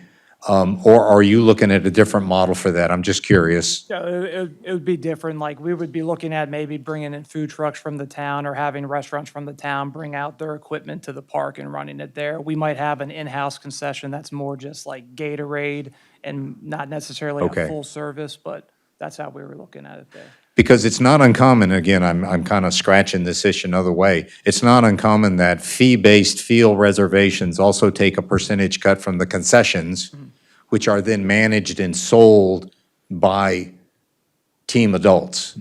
That's quite common. Yeah, But in your model, you don't see that. You don't see that kind of business plan for concession sales. No. I got you. Can I Okay. add two things from the last point, just? Certainly, go ahead. So, the facility operations for the facility itself would very little overlap with when the actually complex with the fields are in session. So the indoor complex wouldn't really be operating at any high of a volume. Okay. While the fields are in use with doing that. And the Sunday schedule is typically 25 to 40% less because of the way the tournament schedule works. So teams usually, for Right. instance, teams will play 2 games on Saturday each, Right. and then it's a single elimination on Sunday, so you end up playing a lot less games on Sunday. Fewer So that's why teams on Sunday. That's Yeah. why Saturday Yeah. would have more trips than Sunday would, so I just wanted Okay. to throw that out there. Well, this is really helpful with regard to the concessions, because I had no idea that you had a model that was going to bring in town vendors, let me just put it in that broad category. But that's your plan? Okay. Any other question? Then with that information, I'm going to recast the beginning of that commission response, because again, what I'm portraying there is something that you just said is not going to happen. Is that, I mean, I'm telling a picture of how I see other sports parks running their concessions, and you just told me that's not your case. Okay. Then with the commissioner's permission, I'm going to capture the words I just understood, that, it's not going to be team-run concessions. It's going to be concessions that are essentially pulled in by the petitioners and contracted, I guess is the right word, but it would be utilizing local dining, restaurants, et cetera. Trucks, I heard trucks, the food trucks, okay, all right. Give me a moment while I make a quick change. Any other questions regarding concessions or economic benefit? Thanks for that, Commissioner Wallace and others. Okay, I'm moving at the bottom of E4, and basically all I'm saying there is I agree with kind of what you presented in your slideshow, and that is you obviously are understanding that if there's a poor experience with gaining access off of 27 or coming from Watersville Road or whatever, nobody's going to enjoy coming to the sports complex. And so I'm just echoing that, which is in a way of me trying to say we got to have high confidence that the traffic is not going to become a nightmare for not only getting to the park, but for the people that are already living there. Fair? Fair, okay. Ralph, can we add to that, that would be something that would be dealt with in an APFO? Yeah, yeah. And again, the APFO is where that formally improved MDOT SHA traffic study has to come from. The APFO is acronym for Adequate Public Facilities Ordinance. Within our town code, paragraph 25-5 requires that this commission certify that there's adequacy in 7 key areas of what's deemed public facilities. Traffic and signaling devices is one of those 7s. The other naturally or obvious ones are like, are the schools adequate? Is the water adequate? Is the sewer adequate? So on and so, is law enforcement? Is fire EMS? And I've just about done all 7. But traffic is one of those, and that's what Commissioner Wallace is alluding to. We're not at brass tacks with this data. Nick, are you following me? I am following you, yes. Okay, so we're not at brass tacks. Brass tacks comes if and when we get to a concept of operation plan and we're forced to apply the APFO certification per the code against the plan at that time. And by the way, we don't become the experts in any of those 7 areas. The town staff sends those different 7 areas out to the people who are in charge of those 7 areas. For law enforcement, which is one of the 7, the Mount Airy Police Department Fire Chief makes his determination as to whether he has sufficient law enforcement, i.e. patrol officers, equipment, cars, et cetera, to handle this complex if it were ever to need law enforcement services from the public. So on for the fire department. It goes to the fire chief, and he's the expert on apparatus, response time, and so forth. So the point is, again, just foot stomped here. This is not the final traffic impact study. This is giving us a sense of how bad or tolerable the traffic can become to try to be even on this issue. Okay. Sorry if I'm getting wordy here, but I think it's important everybody understands. Okay, any other input on page E4? I didn't hear any pushback about me acknowledging that we don't want a bad experience, so I'm not going to make any edits on that. We're on E5. And again, all I do on E5 is basically echo what is in this traffic study from the presentation from the petitioner. I also add in there the information provided from the MDOT SHA engineer, which is in District 7, located in Frederick City. District 7 encompasses Mount Airy for all Maryland state roads. That is exactly what I've been trying to say about the traffic impact study. So you have it in writing there. If there's no input from the commissioners, I have. Commissioner Walls? Can you help me understand where it says in the first paragraph, although the commission understands the thrust of this statement, which is to say local players and parents will have more convenient facilities, it is also stating that local vehicles will be adding to the away team travelers, resulting in a higher traffic volume. Yeah, so let me explain that. So that draft response is trying to say that because now we are providing more fields for local players, instead of those local players going away to another field, those local players now are a part of the traffic loading here in town. So convenience means they are now staying here and traveling here versus traveling to Howard County, or that's all that statement is trying to say. That the availability of additional fields also has to acknowledge those local players are now traveling inside the town as a part of that traffic loading. That's all. Isn't the capacity? I mean, whether they're coming from out of town or local, the capacity is what it is. Well, I'm kind of focused on the Watersville Road corridor as far as capacity. Right. Right, and so since there are no fields there now, the local teams wouldn't be going there, right? So there's no field to play on But there. whether they're from away or local, it's still traffic. I don't understand the distinction. Oh, I'm only saying that now local traffic, because the fields are available, local traffic and local teams will now be adding to those coming from out of town and going to the fields, wouldn't they? Sure. I mean, yeah. It doesn't make sense to me because Okay. the capacity of that facility is the capacity. So if they're going to be teams, whether they're local teams or away teams, they're still the same number of teams.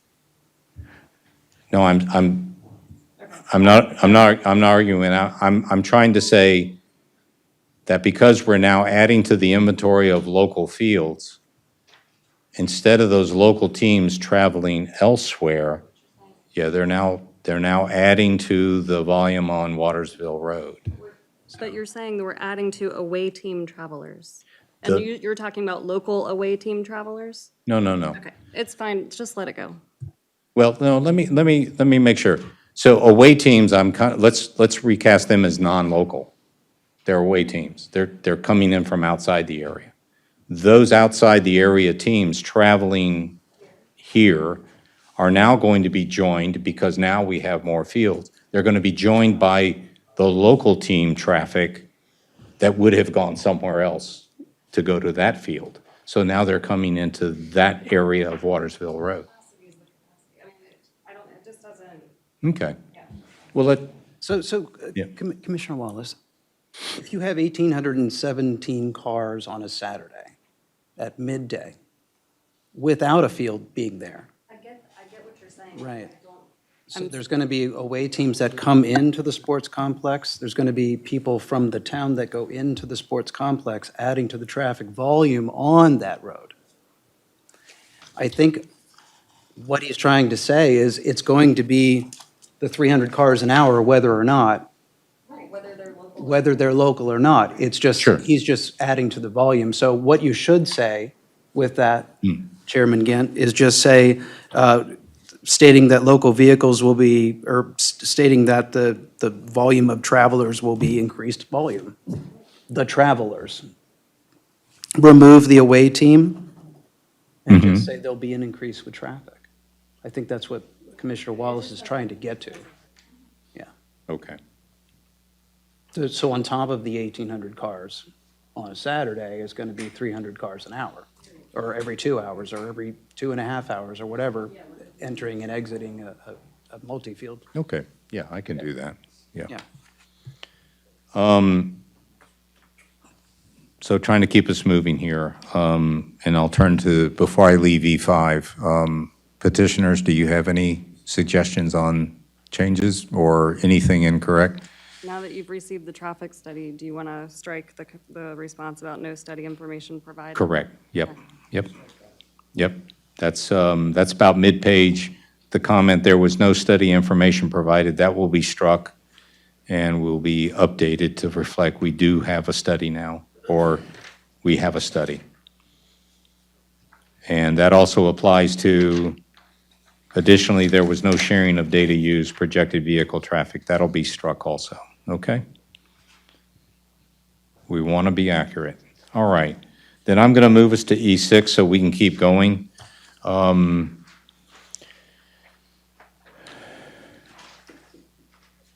little bit of the verbiage in the very top of that is what we've already been saying. it's premature to say that everything is adequate.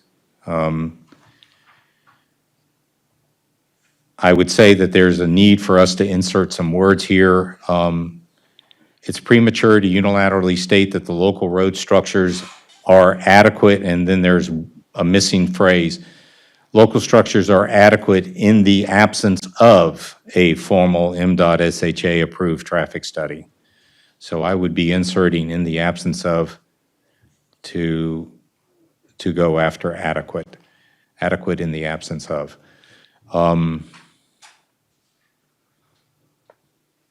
I then add some accident information that was provided by the Mount Airy Police Department, basically saying that for this year to date, from January 25 to date, there have been 3 accidents at the intersection of 27 and West Watersville Road.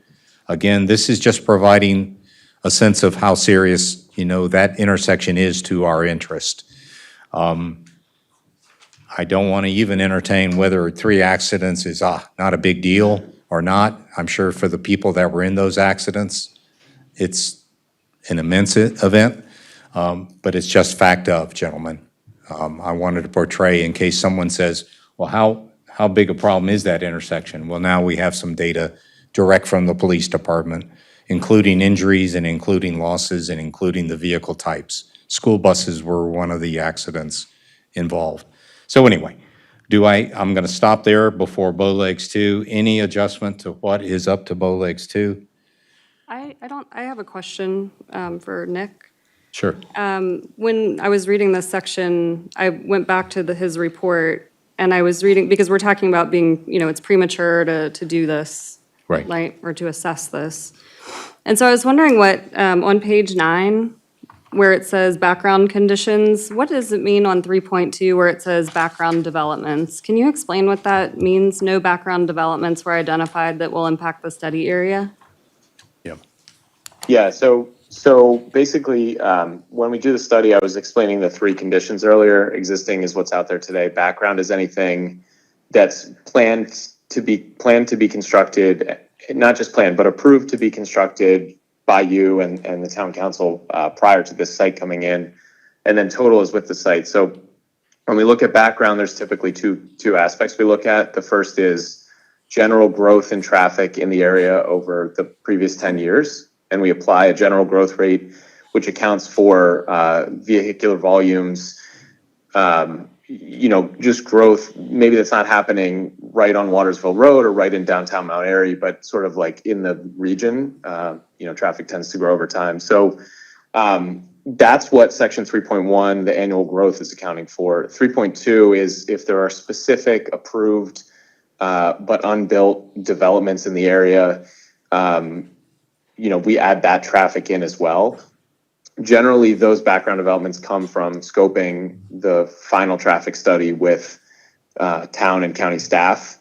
In this case, that, because of where we are in the process, that scoping background development information wasn't provided, and so we didn't have anything to include in 3.2.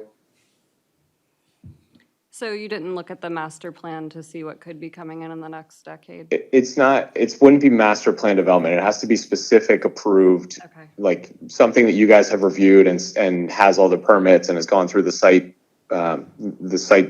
approval process. And, for instance, if across the street you had approved 150 homes, just making up an example, we would need to include that, right? Because that's a specific development that's going to happen before the site comes online, and we need to make sure we account for that traffic. Something like the master planned growth is more accounted for by the background rate, the section 3.1 growth that we apply to account for sort of like regional and general growth in the area. Okay, so again, kind of reiterating what I said earlier, is that this section on background developments, should this go forward, would look very different, potentially, right?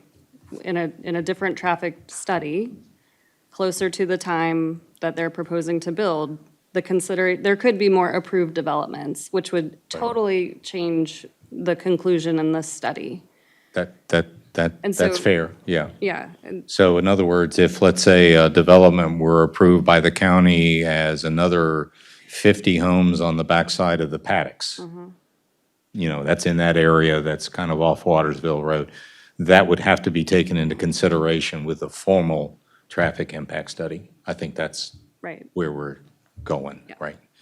So things could change on background. Right now, I believe Nick has said there's minimal background, additional traffic, because there's no evidence of permitted development work in that general area, so, gotcha. Right. Yeah. So you kind of have to take the current study with a kind of a grain of salt because it's very, very early in the process.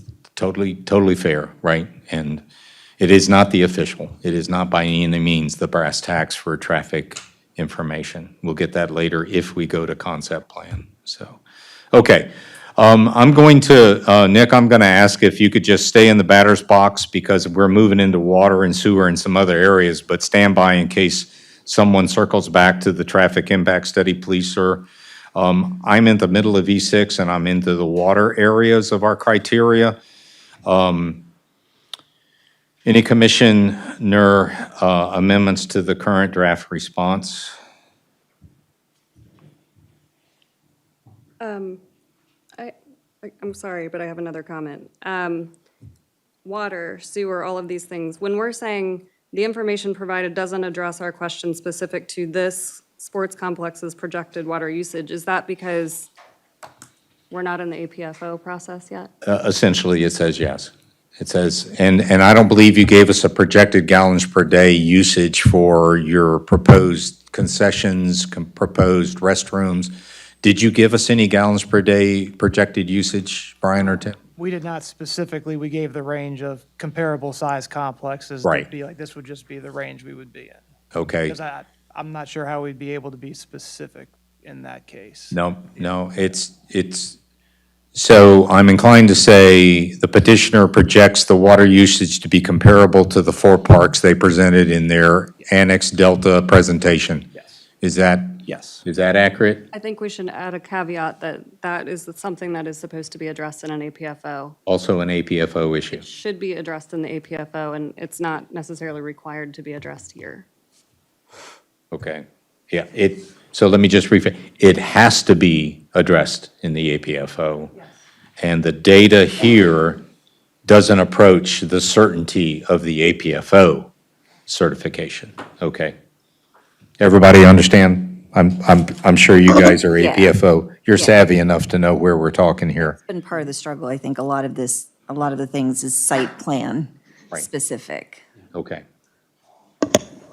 No, that's fair. And so I have got those amendments down to make that clear for APFO. And water usage is at this early stage only comparable to other parks per the petitioner. Okay. And let's move to sewer, and I'm kind of feeling like that may be the same thing. Correct? APFO again, comparable to parks is the best guess from the petitioners. I turn to Barney. Barney, don't let me lead the jury here, but far too early in your estimation to make any kind of calculation whether the wastewater treatment plant has capacity to absorb this additional business. Way too early. I would wait till we have numbers. Through the APFO. Bingo, okay. So we're in the same kind of sentiment for sewer. Okay. Petitioner, any disagreement with that? I think it's all fact, okay? All right, we're gonna move to E7. E7, we're in that same area of APFO, fire and EMS. In my commission response, I acknowledge that you did do some diligence with gaining injury frequency from other parks data. I don't question the source or the origin of that, but it's in your presentation because we asked. We need to understand how many times is it likely apparatus will be rolling from our fire department down Watersville Road to address an injured player or whatever, okay? Any commissioner suggested amendments to that response? You're good? We're good? Let's move to law enforcement, same thing, APFO. Let me caution, should I also add the APFO caveat for All of the APFO categories. all of these? Okay. Yes. All right, I was kind of looking in your eyes and you were having that kind of like Vulcan mind meld. Ralph, do the APFO in there too. Okay, all right. Okay, I'm picking up some speed here, so bear with me. So same thing for law enforcement, unless there's a real, I basically acknowledge that a minimum security measure would be what you have portrayed as a security system. As a very, very small detail, both of you, I don't understand that there's a fence or access gate from Watersville into the parking lot at this point. That's not necessarily a design feature at this stage. Is that accurate? That's something we would be considering, depending on the design and how Okay. it would make sense. Because the last thing we'd want is the gate to somehow not be open and people then stack up on Watersville Road in the morning. And I totally understand that. So the access control would be from the parking lot into the grounds of the fields themselves. Is that kind of a general accurate statement? Yes. Yes, as Okay. of now, yes. And that outside that fence, we would only have such amenities as the public would want to have access to at any time they want, which would be like a walking trail. Yes. Am I on? Yes. I'm on mark, okay, all right. But the playgrounds or basketball courts would be within the fence line? Depending on how we would design the site. As of now, Okay. yes, it's in the fence And again, line. we're way early on.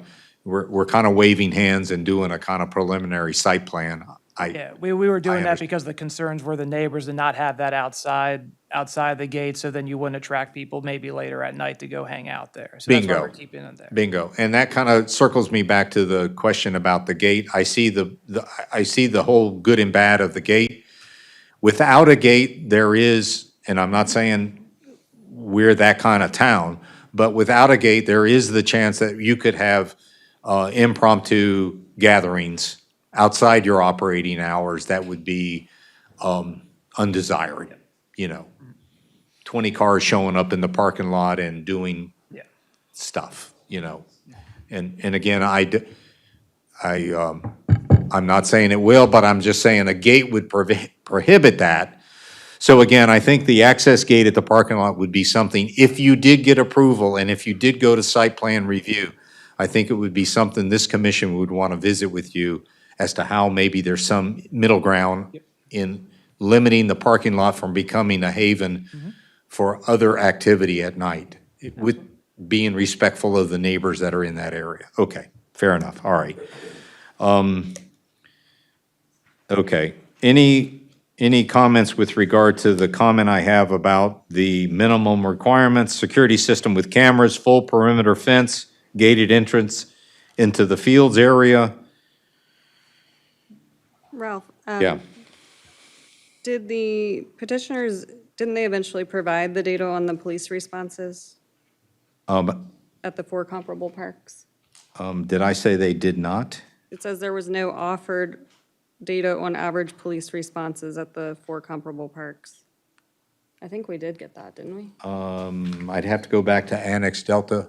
Yes, last meeting, that's when we got the information from Montgomery and Howard counties. Okay, and you gave it to us in, And then okay, the last meeting, very general, it's basically the same rate that the fire and EMS, about 0.25% to 0.5%. I do recall you saying it's comparable to the fire and EMS. I am going to strike beginning however, all the way to the end of that, which ends in and sewer analysis. Thank you. Okay, I'm on E8, and E8 is yet another APFO area. If I'm not mistaken, one of our 7 is open space. So I will add the Commissioner Wallace APFO caveat to that. But again, what I'm trying to do is address the open space issue. Now, notice, Commissioners, in my response, I hearken first and foremost to the question that was raised, I believe it was by Commissioner Wallace. You raised the question about an R1 zoning requirement for open space or not. And so I'm going to kind of turn to Tom McCarron on this. Tom, I apologize. I'm going to ask if you could come out of the batter's box on this one. And so this was the issue raised last time by one of the commissioners as to, we bring in all annexed property under R1. That's by code. Unless otherwise specified in the resolution. Gotcha. And in the context of this petition, is there, let me just keep it simple. Is there an obligation for them to provide open space deeded to the town under R1 as a new annexation? That's what Councilman Kelly Oh, was so asking me. And, Councilmember Kelly was a step ahead of me on that. I was Yeah. trying to pull up the code on that, but yes, so I think the section is 9823. Correct. 9823B. Internet has gone down, but Okay. Well, let me read that. Open space development shall be required in the town of Mount Airy and shall apply along with the provisions of this section to all residential zones.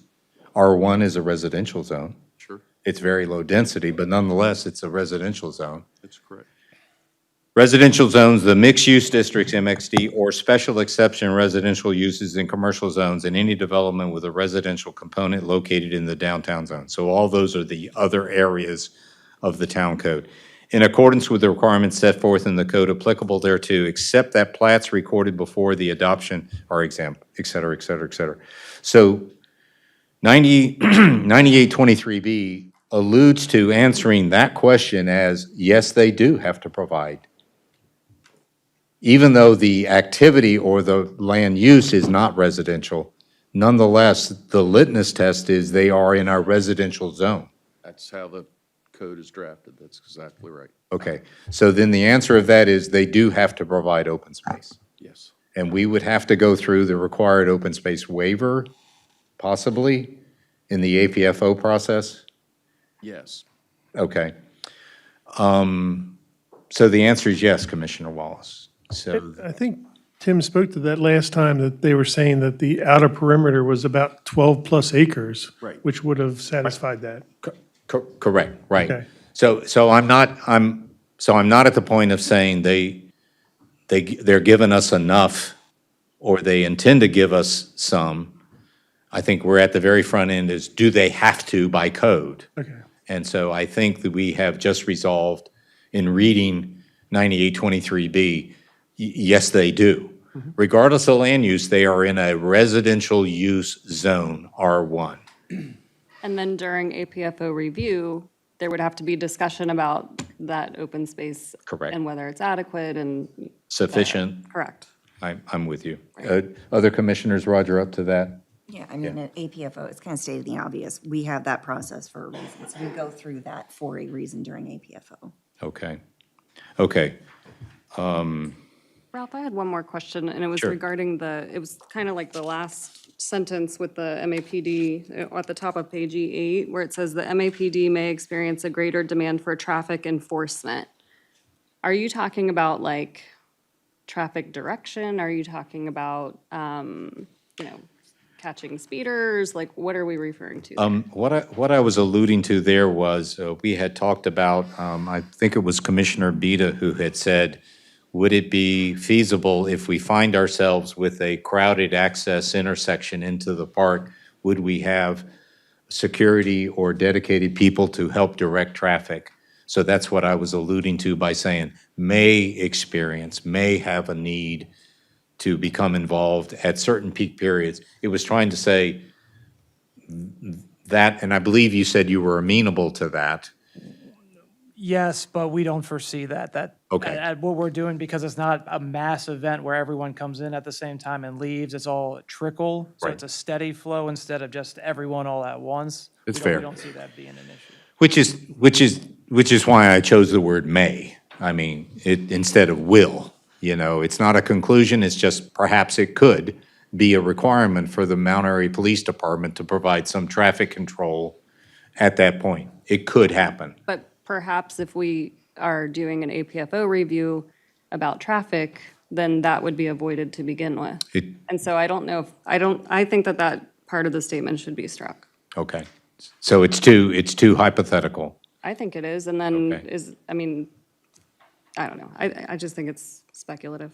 Okay. Any other comment on that, Strike? There's also a difference between enforcement and control. You have traffic enforcement in here. Okay. So what you're saying is strike? Okay, all right, agreed. We will remove that last sentence, then that goes, actually originates on E7. Okay, Chairman Gant. sure.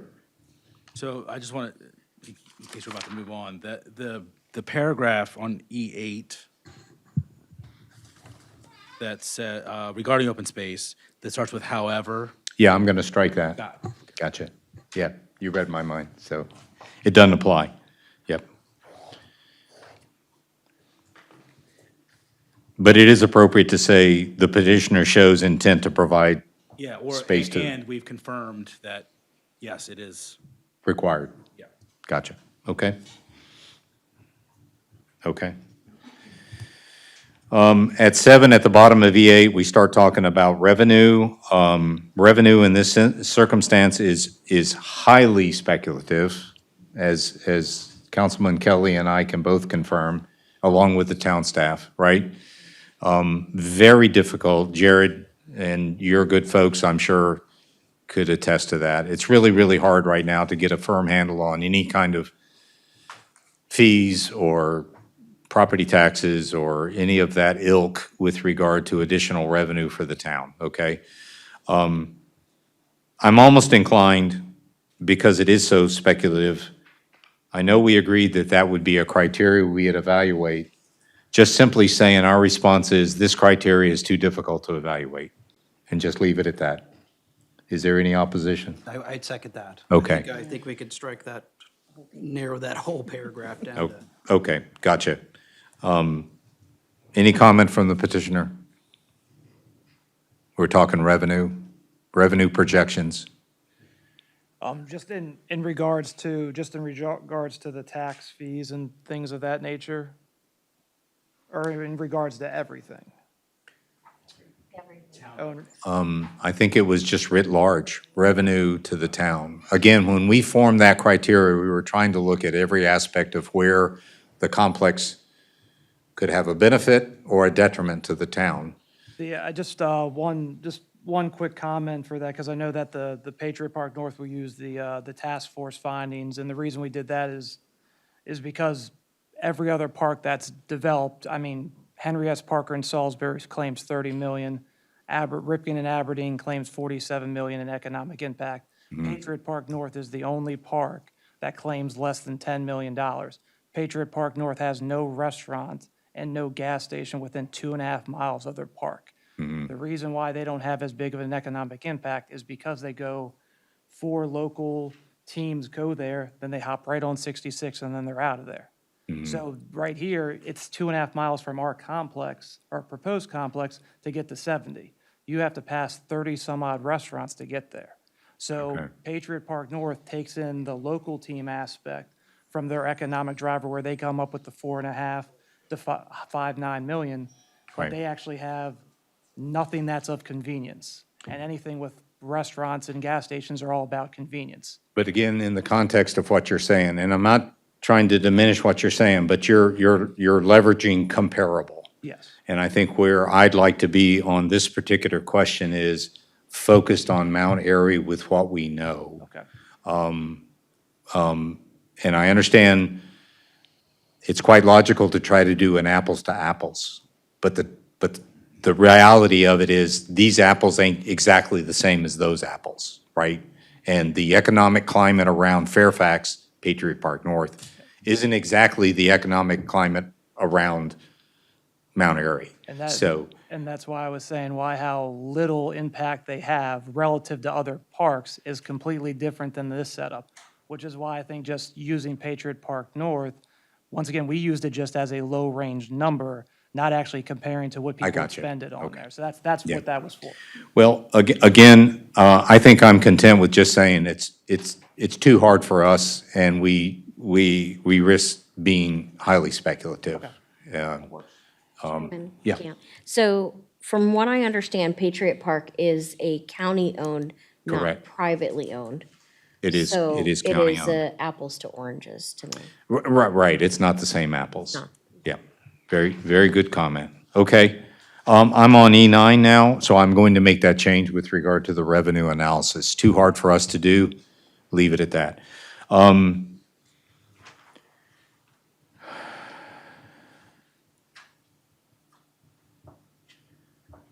I guess some of my draft response kind of echoes that. It's just, it's too hard for us to agree to a direct comparison with Patriot Park North.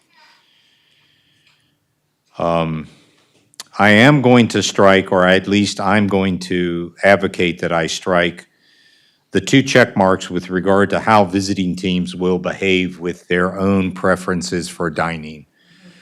That may be just far too much a generalization for my comfort zone. Every team's going to have their own scheme with feeding their kids, with their players, I'm sorry.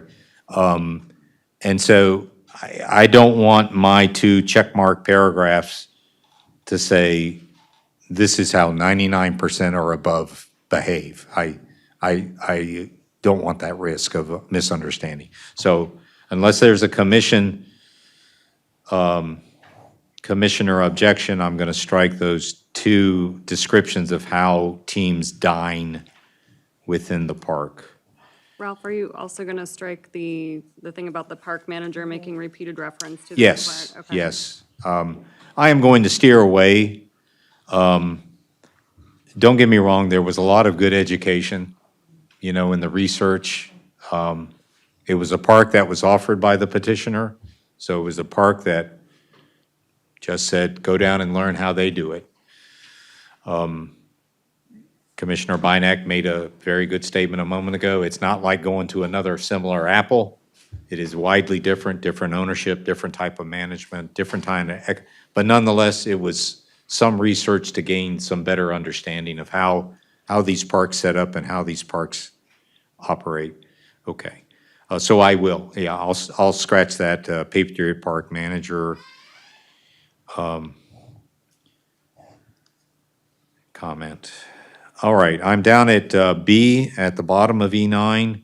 This is safety and security. Safety and security was trying to give respect to a lot of the public comments with regard to concerns about balls entering properties adjacent to the parks. And so, so whatever would come about in the site plan with regard to the details for netting, if I can use that term, you know, to stop these errant balls. I think you made the comment that your first and foremost design feature of eliminating errant balls was just the simple layout of the fields. Is that accurate? Yes. Yeah. And so by that, you hope to mitigate most of where the balls may go foul into adjacent properties? They will not be able to reach adjacent properties. From how the design is right Okay. now, they will not be able to reach. Okay. Okay. I'm also willing to strike where I give instruction as to where the netting should go, because I think that's maybe an overreach. I was kind of echoing my own knowledge of where I see netting to protect spectators, warm-up pitching areas, batting boxes, and it's just natural you put netting on those kind of first and third. But, you know, that's too, it kind of comes to me in a second reading as far too instructive as to how to, you know, do that. But I think you get the gist of it. We're going to have some netting. Yes, oh yes. We're going to have to stop errant balls. Gotcha? Okay, all right. Any objection to me striking the netting along all the way to the end? No? Okay. Going on down to site security after hours. This was, again, another public concern about what could happen after the place closes at night, and how do we keep trespassers coming into the business area. I think I just pretty much capture that we reiterate the perimeter fence, the controlled access, the security system that you purport to place there, including cameras. I did some research with other parks, and I did find that a lot of their automated security systems, and I think you probably already know this, if it depends on internet access, then you have a challenge perhaps over in that area. You follow what I'm saying? Because you can promise it makes sense that it's an automated and monitored security system, but if you don't have, you know where I'm going. So again, that would be kind of a detail in the site plan, if we ever got to that point. But you recognize that that could be a challenge for you to do that. Yes, and there's one thing to clarify, because I think we were talking about last time about doing the fencing along just where the fields are, and then a fencing along the property line east, north, and west. So for the, not necessarily fully enclosed, but so people who are using the walking trail won't wander onto neighbors' adjacent properties. Because I keep seeing one fence being mentioned, but I think we were talking about two fences. That was. Yeah, what we were I'll discussing. correct that. So verbally, I'll tell you, I understand one fence. Okay. It's one fence that is only around the fields. It's not including the parking lot. I'm on mark so far? Okay. And again, I'm kind of looking at this general scheme where I see a black line that shows a fence. And so in keeping with this, if this is, again, conceptually accurate with regard to fencing, I'm following this, okay? So this is okay in that regard, right? Okay, all right. And one quick question, just if we did a perimeter fencing, just say near the property line, so the walking trail, so people who are using the walking trail wouldn't happen to go onto neighbors' properties. If it's so if the fence is on this side here, does that take it away from open space then? Because open space, you can't have it enclosed, but if it's open on one end, so I just want to clarify. Yeah, I won't get down. I understand your question. That would be I think that would be a detail the commissioners would drill down to if we ever got to the preliminary site plan. Okay. And it would be included in one of your annexes as to security, perhaps. Okay. Is that fair? Yeah.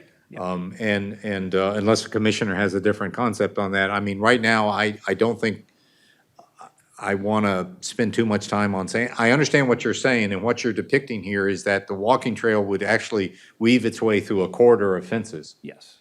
And one fence to the right, if I'm going clockwise, the fence to the right is the one that leads me into the parks. Yeah. Or to the fields. Yep. And the fence to my left shoulder is now that adjoining the neighboring properties. And is that what we want? I don't know. We can save that for later if we get to a site plan. But I would think at a minimum, you would want to secure the fields access for Joe Bag of Donuts, for John Doe that may wander in at midnight and decide they feel like they have to walk the dog. Yeah. Right? Yeah, I was just as concerned with the neighbors as our property as well. That gotcha. was my concern there. So you've teed up a very good point for the public to kind of maybe think about, especially those on the adjoining properties. When the council calls the public hearing, and do you understand where I'm going? Let the adjacent property owners perhaps emphasize that or not as to their sense of comfort with having a fence on the property line itself, which is what you've just raised, right?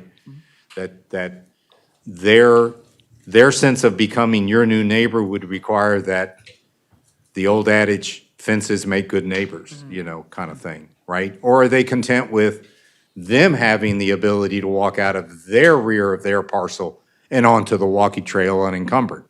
The other side of that coin, you follow me? Yes. Okay, but let's say that for if and when we get to that stage. But right now, we understand in the concept at this early stage, there will be at least a fence around the fields.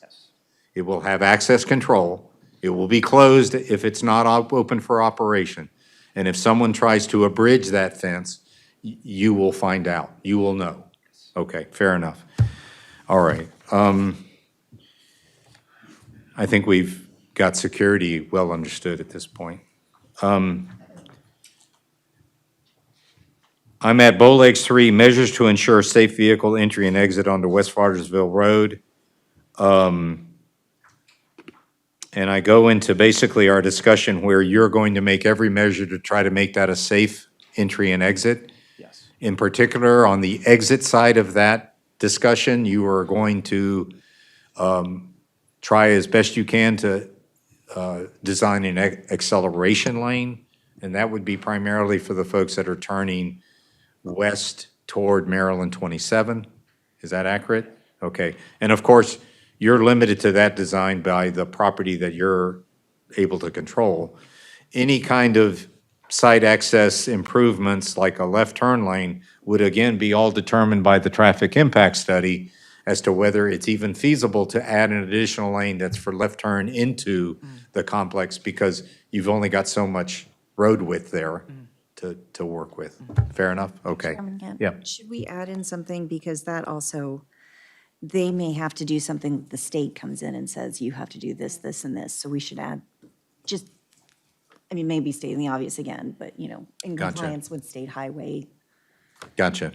Again, direction will definitely come from the APFO Right. and traffic study. Okay, all right. But if they do a site plan, the state may look at the site plan and say, oops, you can't do that. Right.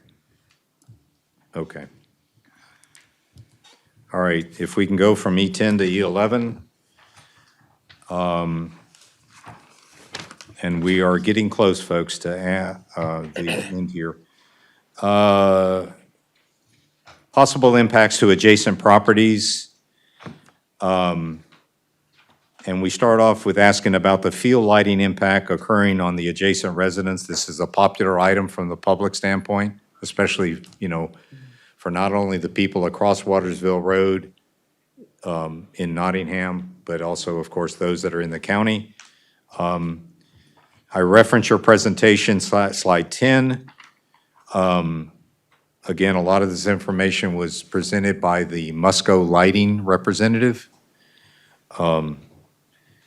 And my comment is basically, in my research, they are a solid lighting company. They seem to know what they're doing. LED light cutoff control is much, much better than incandescent, the old style light off control. We did state to that gentleman from Musco that if and when we were to go to a site plan, we would require a photometric plan. And I imposed the constraint, 0 lumens of light on the ground outside your property, and he said it was absolutely doable. Am I correct? Yes. Okay. So that still holds in our understanding of light control and light pollution. Any commission adjustments to the response at the bottom of E11? Should we, Commissioner Gant? Yeah. Should we make a note about the International Dark Sky? It's already. It isn't, do we? Yeah. Okay, thank you. Yeah, It's the last bullet point. Oh, that's right, here it Yep. is. Dark skies, I see I- now. Yeah, and if we flip to E12, I want to correct myself because I believe you, through the town staff, made a correction.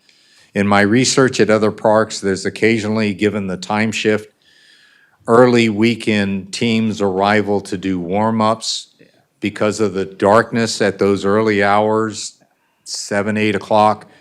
Other parks provide a courtesy illumination of the fields for an hour or two, and I believe you have stated you're not interested in turning on any lights early in the morning. Okay, so I am going to strike that because you're telling me on the weekend mornings, those adjacent residents at 7 a.m. aren't going to have these lights turning on. It won't be on. Okay, all right.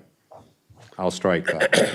Commissioner won't- Gant, yeah. before we go forward, on, for E11, at the top where it says, furthermore, as mentioned by members of the public, such a queue of vehicles will hamper any emergency apparatus. Will is subjective. You're advocating strike at furthermore on down to the end? Yes. Any commissioner objection to that strike? It's speculative? Okay. Thank you for that, Commissioner Bynack. Okay. Anything else on that page? No? Okay. Thank you. Sure. E12 again.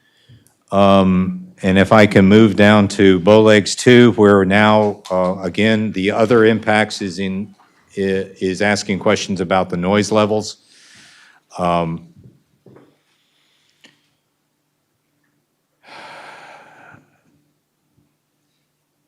I believe you stated that you don't intend to have a central PA system? You don't intend to have a central PA system? I would say we probably would for like lightning delays or things like that for warning Okay. systems from that standpoint. Would it be active during the games, that kind of thing? As a part of public announcement? I will. Hard to say I would, right I now. would like to say it would be very minimal, and if it was, it would maybe be for like one championship game. Okay. It wouldn't be for, it would not be common Okay. whatsoever. Okay. And we would make sure that would be towards the center of the property. And so with regard to noise generation, in my research, and I'm turning to you now for you to validate it or not, I understand that a lot of the teams bring their own PA systems. They activate them to announce, next at bat is John, and, you know, and in between batters, music can be played. And you got both teams in both dugouts doing the same thing. And that's just the spirit of a great ball game, right? You know, it's all that. But it is noise. Yes. And so, so do you expect that kind of scenario to be present at your ball field where teams bring in their own PA systems and so forth? We would not, we would probably, I wouldn't want to say, we'd ban it.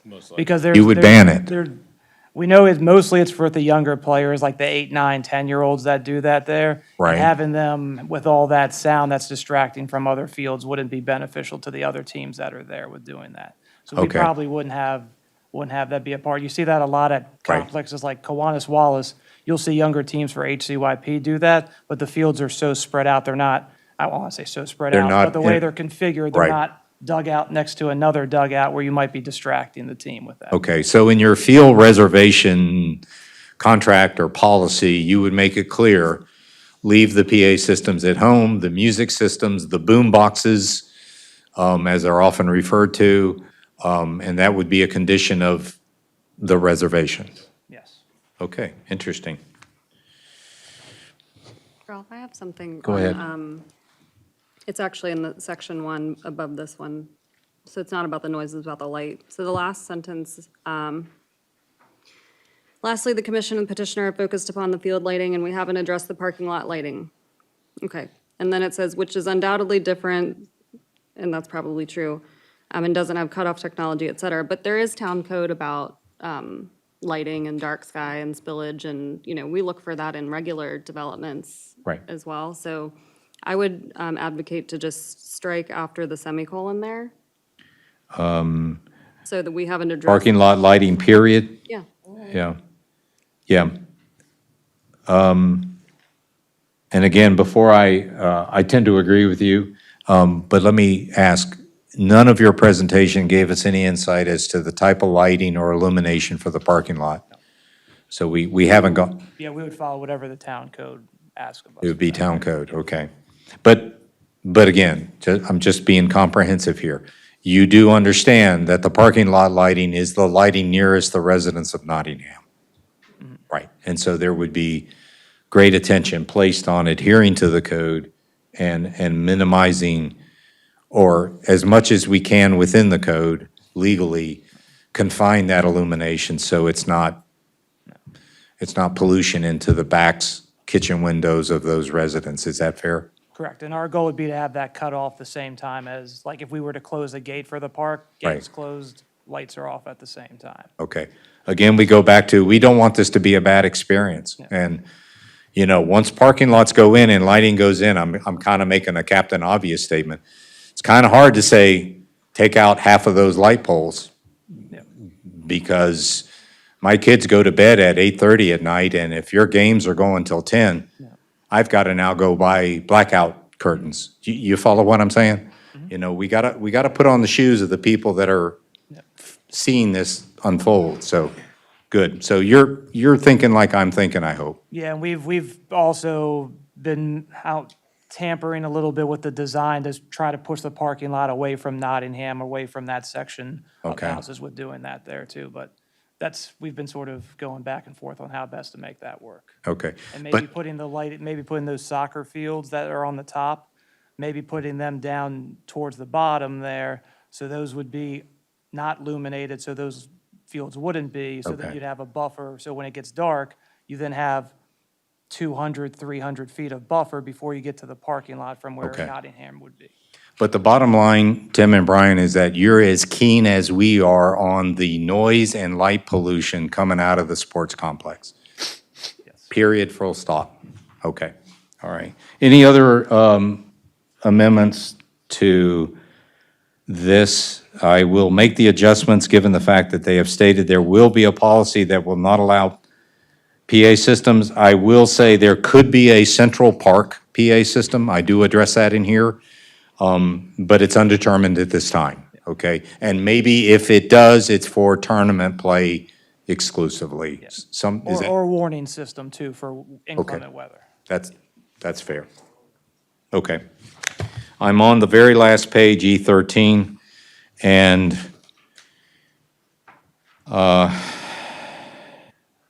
again, with noise, we did ask that you go out and get comparable park noise complaint incidents. You had said there were none that you could collect, so I will acknowledge that.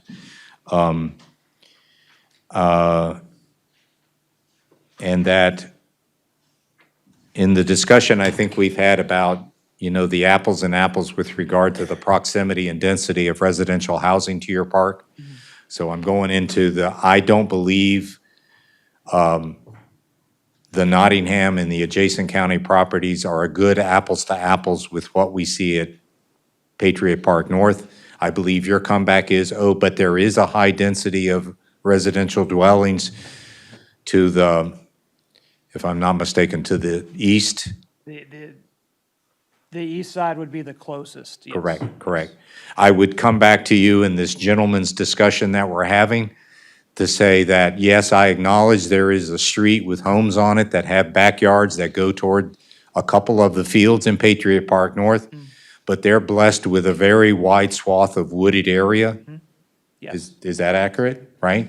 Which is not the case that we have, which goes back to what we've said all along. It's difficult to do apples to apples. So when you talk about a wooded area that's substantial between their fields and that density of residential dwellings, they're enjoying buffering by those trees of both light and sound. Is that fair? Yes. Okay, all right. And my last comment is, and as I've warned you earlier, if and when we go to a site development plan, these commissioners have a great reputation for screening, landscaping, design, so that if we can bring in some buffering by way of native plants, native trees, those sorts of things, these folks have good, solid opinions about how to do that with developments. And so that's kind of like, we'll probably go there Yeah, absolutely. to protect all of that. It's very difficult to envision that kind of mitigation with regard to the Nottingham folks, if you follow what I'm saying, because of the geography, and especially if you're going to put a parking lot at the entrance, but you know what I'm saying? But nonetheless, we would want to kind of talk about how could we do that? Some tall trees at the parking lot so they don't look out of their kitchen windows into parking lot. You follow what I'm saying? Yeah, anyway, I'm going way down the road to maybe a year from now, so.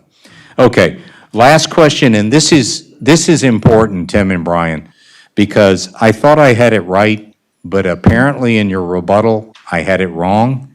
I went back and looked at the videotape, and this is the question with regard to why don't you just do this plan within the county and not ask for annexation? And so on October 27th, I asked the question, so coming to the town for annexation is, quote, primarily being driven by the ground percolation for septic, and that's driving you toward sewer connections with the town. And I hear on that tape, one of you say, that's correct. But I'm understanding now that's not correct? So it was the location of the septic and where it is that it limits the ability to design the property and how everything would then be about it, because the septic where it perks is Okay. on the far west end of the property. So Okay. you can't touch any of the grading around that area. Okay. Which then limits everything there. So it I can be gotcha. done, just not as efficient as it would be done through annexation with the I sewer gotcha. hooked up.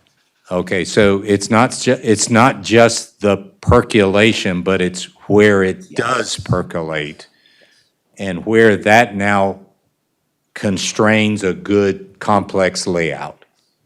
Is that more accurate? Correct.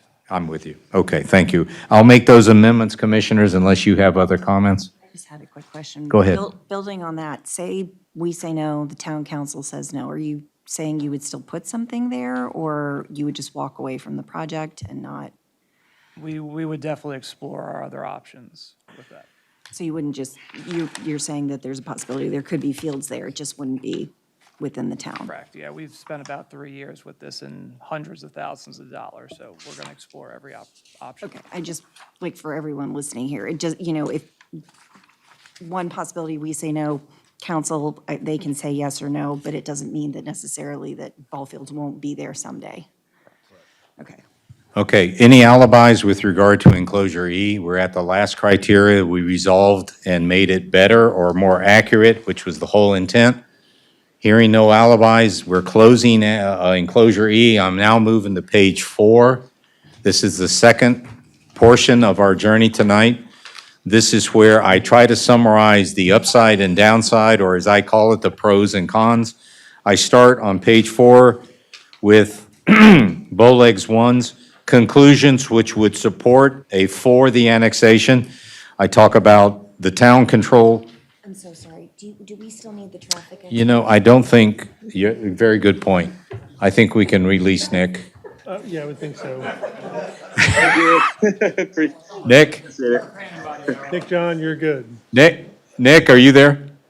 I am, yes. Okay. All right. I'm going to let the town staff disconnect you, but I thank you for the information you provided. Yes, thank you so much. Thank you. Have a good night. You too. Thank you. Totally forgot about him. So he's probably racking up billable hours, right? That's what I said, he had no idea, it was coming on tonight. He See, had no I idea saw it was Mr. coming on. Bowersucks. He goes, you're spot on. Yeah, wait till they get that bill. Okay, so let's go to page 4, gentlemen. I'm not going to go over these. It begins on page 4. I'm just going to ask the commissioners first, and then I'll turn to the petitioners next. But the commissioners first. Do you see anything that needs to be edited in that upside, omitted or whatever, or things added? There's things I missed and tried to be balanced in what this could do for the town?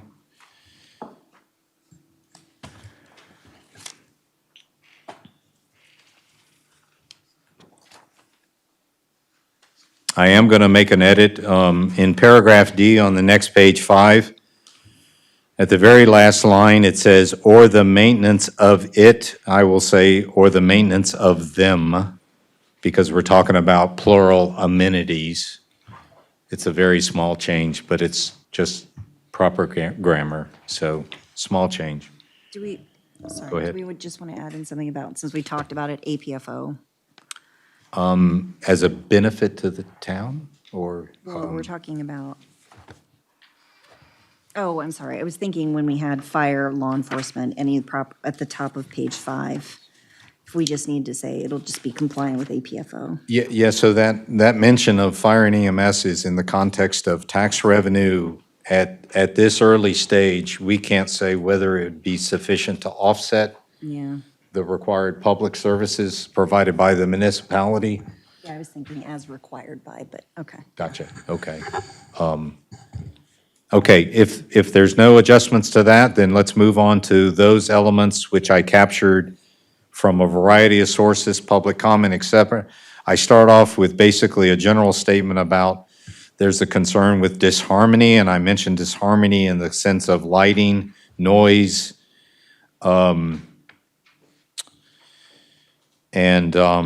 for those commissioners that kind of understand the months of prior deliberations on other projects, the word harmony was a very oft-used descriptor of things such as noise and illumination in the context of a sports field. I recall harmony was a key element, particularly by one council member in his discussions of whether a development was appropriate to go in, whether the building elevations and the building styles, you understand where I'm going. And so what I was trying to do was kind of riff off of what the council regards as a key component of yay or nay on a development. And oftentimes I'm struck by their focus on just kind of the high-level strategic, is it in harmony with what's there already? And so that's how I kind of tried to capture that. So that's the backstory to using the word disharmony, okay? I also go into the increased traffic concern along there. The fact of, with our intersection with Maryland 27, I described that at the very bottom of page 5. That description also tries to capture my personal involvement with the District 7 engineers as to trying to get a left turn signal, trying to lengthen the left turn lane, the stacking issues now blocking the straight ahead lane, trying to get up to the school, all of that. So I regard a lot of that as just fact of. I do have a question for the petitioners. I believe we amended the early 1,100 space parking lot to something, if I recall, was in the context of more like 600. 5 to 600. Okay, so I'll adjust that to 5 to 600. 500 for 8 fields is the engineered, like, basically accepted one. So Okay. we would assume we'd probably have a little bit more just so we wouldn't stress out and have Okay. everyone. And again, we're not nailing you down, so 500 to 600 is fine. It gives us a sense, but it's certainly not 1,100, correct? Correct. And I will tell you, at Patriot Park North, I believe the manager there told me he had 446 spaces. 77, I believe. I think it's 477? I think it's 477. And I gotta tell you, that's a lot of asphalt. I mean, that, at 477, and you're roughly at about 40% possibly above that, that's a lot of territory for cars. I mean, I'm just being honest here. Again, my research, my education. So even a 5 to 600 can be a big parking lot, so, okay. Commissioner Gant? Yeah. On number 3, I have a question. Are you expecting to have competitions on weekdays? Like on weekday nights, or is that mostly gonna be practices? Mostly going to be practices, but there are going to be some competition. Friday usually is typically when tournaments would start Right. during the school year. But you wouldn't expect maybe like Monday through Thursday to have, Not during the school year. okay. And then are we going to adjust this? Yes. number 3? Okay. Yeah, so I'm gonna eliminate the team-provided public address systems, and I'm also gonna eliminate, it's speculative, but I was trying to understand the public comments of the adjacent neighbors with farm animals. But I'm inclined to take out that sentence about, the very last sentence there, the one that begins the noise level, unless you have an objection. I mean, I don't know. Okay. I don't know what it's gonna be like. Okay, You could definitely say on the weekends it could be, but I don't know about the weekdays, so. understood. Is it fair to say, and again, I'm turning to you two, to be, I know it's a kind of a cap, now, be frank with us. I mean, we can't abate all the noise. I mean, that's, I would be highly suspicious if such a claim were made, right? I mean, you're going to have events during each of the games where the home run hit creates this, crescendo of noise, right? I mean, fact of, right? And you got 8 fields worth of that, or 6 ball fields, 2 soccer fields worth of that, right?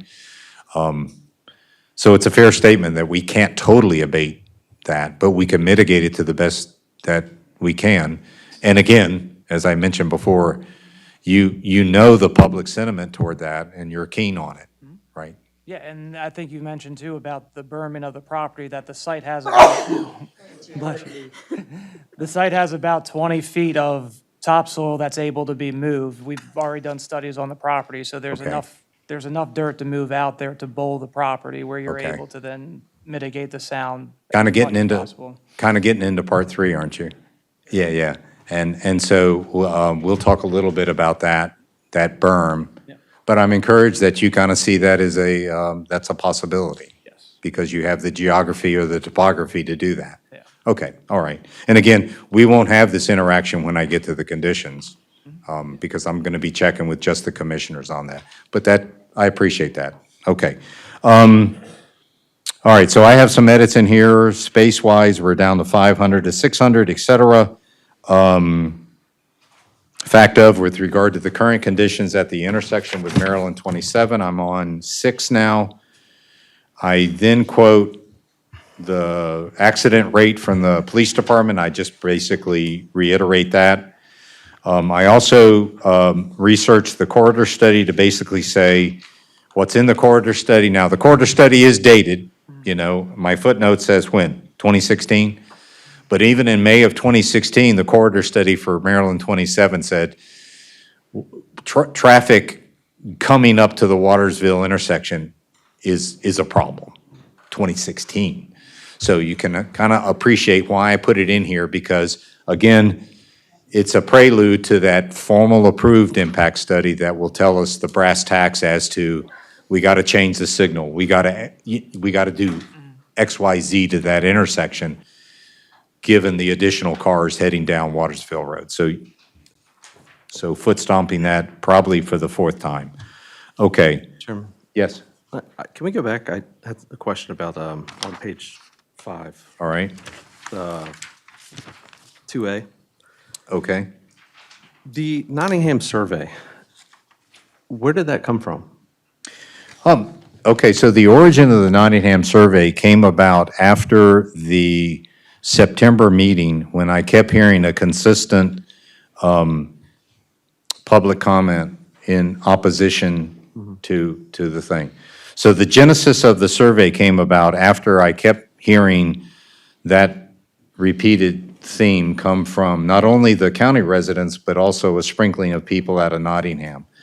And so I said, something, the dense neighborhood within the town is Nottingham. It's the adjacent town neighborhood. So what I did then was I crafted an email that went to the town leaders, including the mayor, including the president of the council, including Councilmember Kelly, including the town attorney. And I said, would it be appropriate if we were to now insert at this stage of our analysis a focus survey on just the 420 homes that make up the Nottingham for the following reasons? Predominant was, they're right there where this is being proposed. Okay. And so the feedback I got, I won't go over each individual answer, but the feedback I got was it's legally okay to do that, and it's appropriate. That is the dense dwellings that are adjacent to this, so knock yourself out. So then I coordinated and collaborated with our liaison, because all of this has to go to the council, and I wanted to make sure that I wasn't going to get off the rails or sideways as a volunteer with our elected officials. So in collaboration, we drafted the survey answers, not answers, questions, and we built a framework of it. A draft got changed, and so we refined it. And so once it got green-lighted through our editing, I then coordinated with the HOA administrator, and in conjunction with the neighborhood HOA president, I believe she is called, and made sure that I wasn't going to get sideways with them, because they're the management of the neighborhood. I didn't want to run in there and do something that's kind of, off the rails. So once they said that that was an approved thing to do to pulse the neighborhood, I then got the go-ahead to use the HOA administrator's on-record email list for every home that's registered in the HOA, and that way I was allowed to pinpoint just those homes. Because my fear was, if I created a link to a survey and it got out to the neighborhood, then I couldn't say it was Nottingham only. It would dilute and it would, compromise the survey. And am I going too far in the weeds?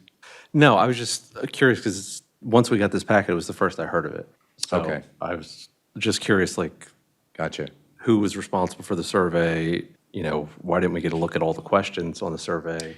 Yeah, And why didn't we get any feedback on the questions? So yeah, no, that, usually we have a representative present something before it's entered into a packet for yeah, something like that. no, I understand. I think because of the time, and I was trying to get to where we could come to, again, all of this information, including the survey, is to support, hopefully, we get, coming together in January, on January 26th, and one of you saying, based upon everything we've done and everything we've captured, I make a motion that we do fill in the blank.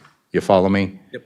And so I thought that to, I don't know what the right word is, enrich that decision-making that I'm asking each of you to do between now and January 26th, over the holidays, basically. That a survey that was focused on just that neighborhood sentiment toward this would be helpful in informing that. Is that fair? Yeah. Okay. All right. Answers the question about the survey. If we can go back to now, increased traffic.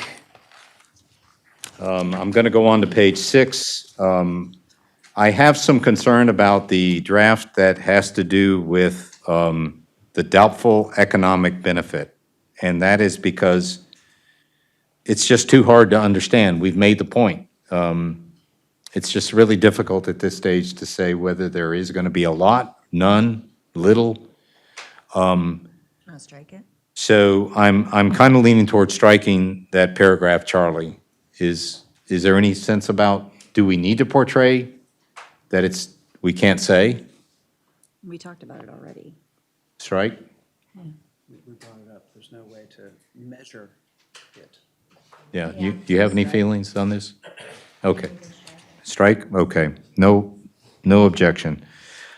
Then the paragraph delta will become Charlie and so on, and this is PFAS concerns.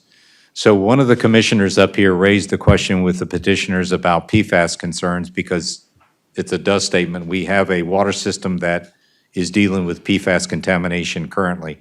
And so that commissioner asked questions with regard to field materials and any kind of design or materials use that could possibly leach into and exacerbate or increase the PFAS levels that we're already dealing with, okay?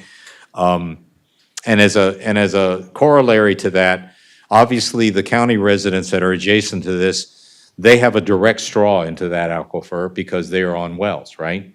Whereas our water system well that may be in that aquifer is perhaps some distance away. I'm not gonna get into Barney's well layout, but I think it's fair to say that the adjacent properties have a well right there.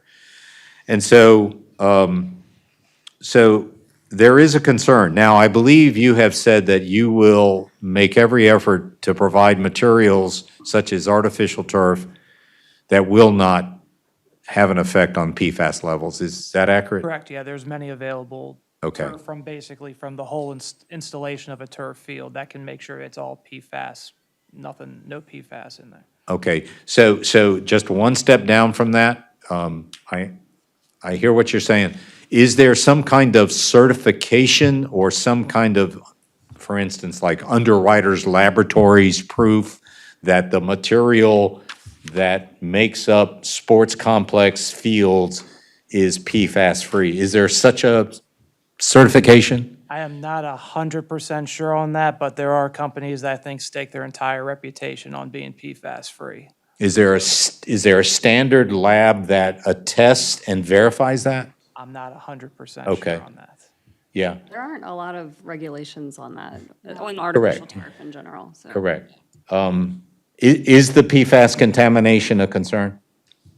Well, I think that I think that if you can trust that the people who are advertising that they don't they don't use materials that have PFAS, then it's not a concern. But if you don't trust that, then I guess it would be a concern. Which is why I'm kind of like, Just stating the obvious, some third-party certification is. I don't think you're gonna get a third-party certification. No, I don't believe there's evidence of that yet. I don't think there's any regulation. I mean, like Heather was saying, there's no regulations on it right now. Right. So I don't think it's fair to necessarily call it, I mean, you could go either way. You could say, oh, it's a benefit because they're not going to use anything, with PFAS. Or you could say, oh, we Right. think that they're going to use something and it could have PFAS in it. I Right. mean, I don't know. I think you should take it out. Take out the whole PFAS? Yes. Okay. Just, there are multiple companies that do have third-party certified PFAS products. Okay. I was just looking at that they do use independent labs and they test the raw materials and finished goods from that there. So there's multiple companies that list that and claim that's what they use in their materials. And also, we have a company in town who recycles artificial turf. That has PFAS in That it. probably has PFAS in Yeah. it. Yeah. They said they don't. Yeah, they said they don't. Well, the They- turf they itself. shake it the- and recycle it outside, so that, Yeah. Point is that It's safe. it's already, we are already doing that in town. There's already artificial turf in town being recycled. Either way, it's going to come down to site plan, whatever materials are being used. Yeah. Right. Whether it's environmentally sound or something we have concern about. Okay. That we need to look into. Okay, so it's been put forth that we strike Delta also PFAS. Is that any opposition? Okay, so be it. Page 7 and last item is I make mention of limited availability of promised public amenities. Now, this kind of goes into where the fences are and the access out of the parking lot. I make a statement, amenities will not be available year-round, nor will they be available until approximately 4 PM on weekdays. I don't think that is accurate. Yeah, so our intention is when we would arrive to the park or whoever would arrive to the park, they would open it up. We wouldn't expect people to come use it at 10 AM, but it would be open if a mom wanted to take their toddler and walk around the park and use the Okay. playground and things like, if it was designed the way we presented it. Okay. We would envision it being open. And I would just want you to kind of look at the park, like the fields are almost separate. So they wouldn't necessarily be open at 10 AM, but all the ancillary stuff could be accessible. So Right. It's almost like two separate things. We wouldn't say, yeah, necessarily everything's open up, but Okay. we would want the playground and stuff to be usable once basically, a certain time in the morning when daylight's broke and So safe. in all that consideration, there's really not a describable downside with regard to access to public amenities, is what you're telling me. You're going to have at a minimum access to a walking trail. Yes. At a minimum. It may be, and I'm using the word may because, again, we're far ahead of site plan. It may be restricted to only the walking trail because the other amenities such as a playground, pickleball court, basketball court are going to be within that fence secure area. Is that accurate? Yes. Okay. All right. So I'm kind of getting the vibe there is really not a downside because at least the deeded property is going to include a walking trail. Okay. I would say, and once again, not to make our point less strong, that if there is a larger tournament going on Saturday, Right. the amenities would probably not benefit the local residents when they're coming in. Oh, You know, it's they too wouldn't be- busy. It'd be too busy to use It's it, so just that, too busy. Yeah. just to be completely upfront with Right. everything. No, okay. You could take E and just put availability of public amenities, and just leave it at that, and let it be something that we don't speculate on until later. But this is in the context of a downside. There's not enough availability? Is that what you're saying? You could just leave it as limited availability of public amenities. Okay. Okay. Just leave it at that. And at this current stage, just It say, sounds like it might be available when there's not a tournament. okay. We don't know how many tournaments are going to be there every weekend. So what I'll do is I'll describe the limited to mean, right now, it looks like it's only going to be the walking trail. And that to be determined later as to access to the other public amenities. Leave it at that. Okay. So I'll leave it in there, but I'll specify that right now it's only going to be the walking trail. Okay. We are done with the pros and cons. I'm going to ask for another round of, does anybody have any last thoughts either way, pluses or minuses in our analysis? Anything we left out? Petitioner, is there anything that you object with regard to how we're describing pluses and minuses in this 3 pages? At least 3 pages.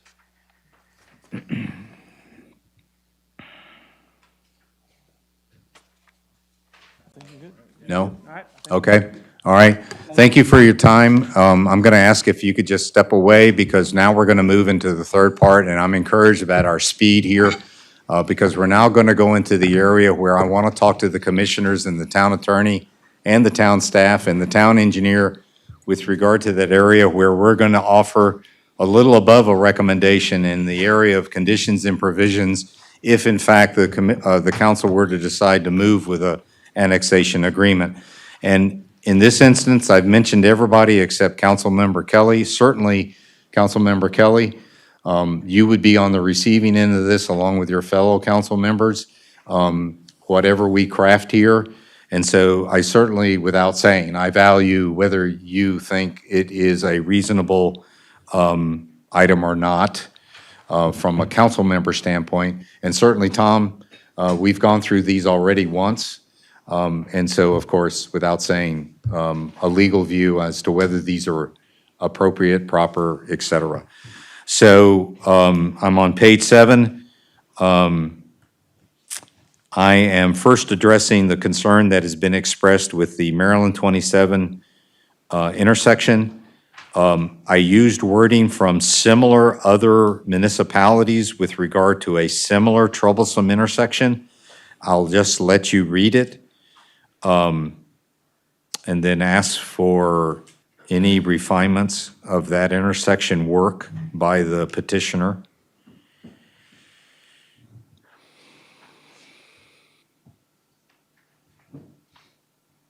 It's written very generally to basically said, if it's a problem, we're going to fix it.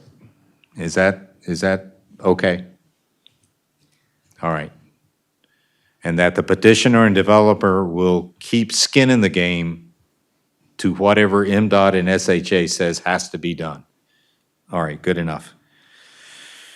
When we go down West Watersville Road, I invoke the possibility that we will have to build a left turn lane so that we don't impede the eastbound traffic on toward Nottingham. Tom,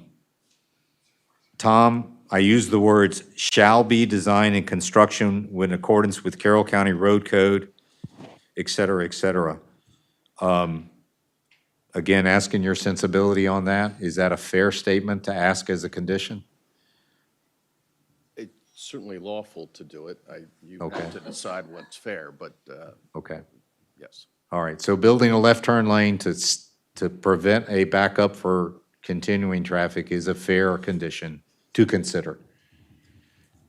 Again, I want to be very careful to stay in my lane. It's lawful to do so, and what I would also say is in my experience with other municipalities, one in particular, one fairly recently, they had very similar issue with one of the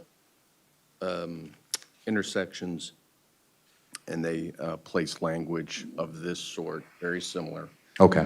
into their annexation agreement. Okay. Moving on to the intersection again. I have one question. Go ahead. And maybe this is for Tom. If we were to say that we needed a left turn lane, or it was suggested, they would end up having to work with Maryland Transportation or the State Highway, SHA. yeah, to do so. Oh, yeah. So in the annexation agreement that I referred to, there was language in there that said, and it's kind of fluffy, by necessity at that early stage.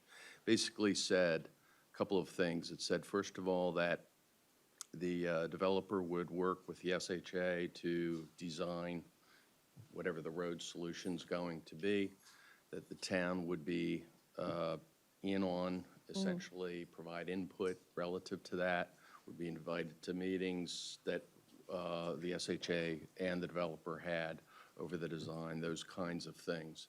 So basically, there's sort of provisions that require cooperation, require, or secure, I guess, town input into what those improvements are going to be. At the end of the day, though, it's SHA's road. Right, that's why I was getting at, and like, they could correct. say no, they could say yes, they would do it. Because essentially, they would have to be in charge, SHA would have to be in Approve the charge design, of absolutely, no question doing about all the road work and everything? Or would that be the petitioner paying for the road work to be done if SHA said, okay, we're approving this, now you have to make the alterations? Well, there are a number of ways to handle that, and the answer is it depends. Ultimately, those things, what I'll call off-site improvements, are handled through the PWA process. Many times, those kinds of improvements are only partially benefit, or conversely, are occasioned by a particular development, might well benefit other developments in the same corridor, let's say. And so typically what the town has in fact done, specifically relative to Chick-fil-A, is to sort of apportion among developments or potential developments the payment for those improvements. So, you know, it very much depends. Essentially, it's the right-of-way, the buffer. Okay, thank you. No, but that's very good, because the good kind of comparison is the off-site improvements for the South Main Street roundabout. As off-site improvements as a consequence of the new restaurant on Riverside. The difference being, of course, that we're here at annexation. Right. Whereas those properties are already within the town. Correct. And again, you have, a town is at its greatest power at a time of annexation. For as annexation. opposed to later after, you know, relative to properties that seek to be developed. Gotcha. That are within the town. So the question is, and the description of this condition is to try to prevent any trouble turning into the proposed site on Watersville Road. This condition says, build a dedicated left turn lane. It's what this condition is basically saying. And if you disagree with that, then we can strike it, but I'm thinking in terms of trying to keep continued eastbound traffic from having to stop in case there's a slowdown getting into, on tournament days, on busy days. Okay, that's what the. Just curious how that all works. No, I got you. Okay, and then at the very bottom of 7, there's some mitigation measures there. Again, this is all driven by whatever MDOT and SHA says with regard to lengthening the left turn lane. Right now, its capacity is roughly about 8 vehicles, et cetera, et cetera. But of course, any of that improvement at the intersection would be determined by the conclusions from the traffic impact study and the determined level of service at that intersection. So all the. Chairman? Yep. On that note, just a quick, now that that component is including Maryland 27, which is a state highway, Watersville's not, right? Does that make your recent example, Tom, any more complicated, or was it still similar? I think it's still similar. I mean, obviously, when you're dealing with town roads, you have greater control. Right. In terms of what you can demand. It's not no holds bar, but you get the idea. When you introduce the third party to SHA, it introduces That's another component. complication. Yeah. Well, isn't Watersville still an emergency road, too, technically? I mean, like, you know how they have the emergency routes? It would still be classified as an emergency route, correct? Watersville? Because it's a thoroughfare with Nottingham and all of the other subdivisions or homes out there, too. I'm tapped So- out. I don't know.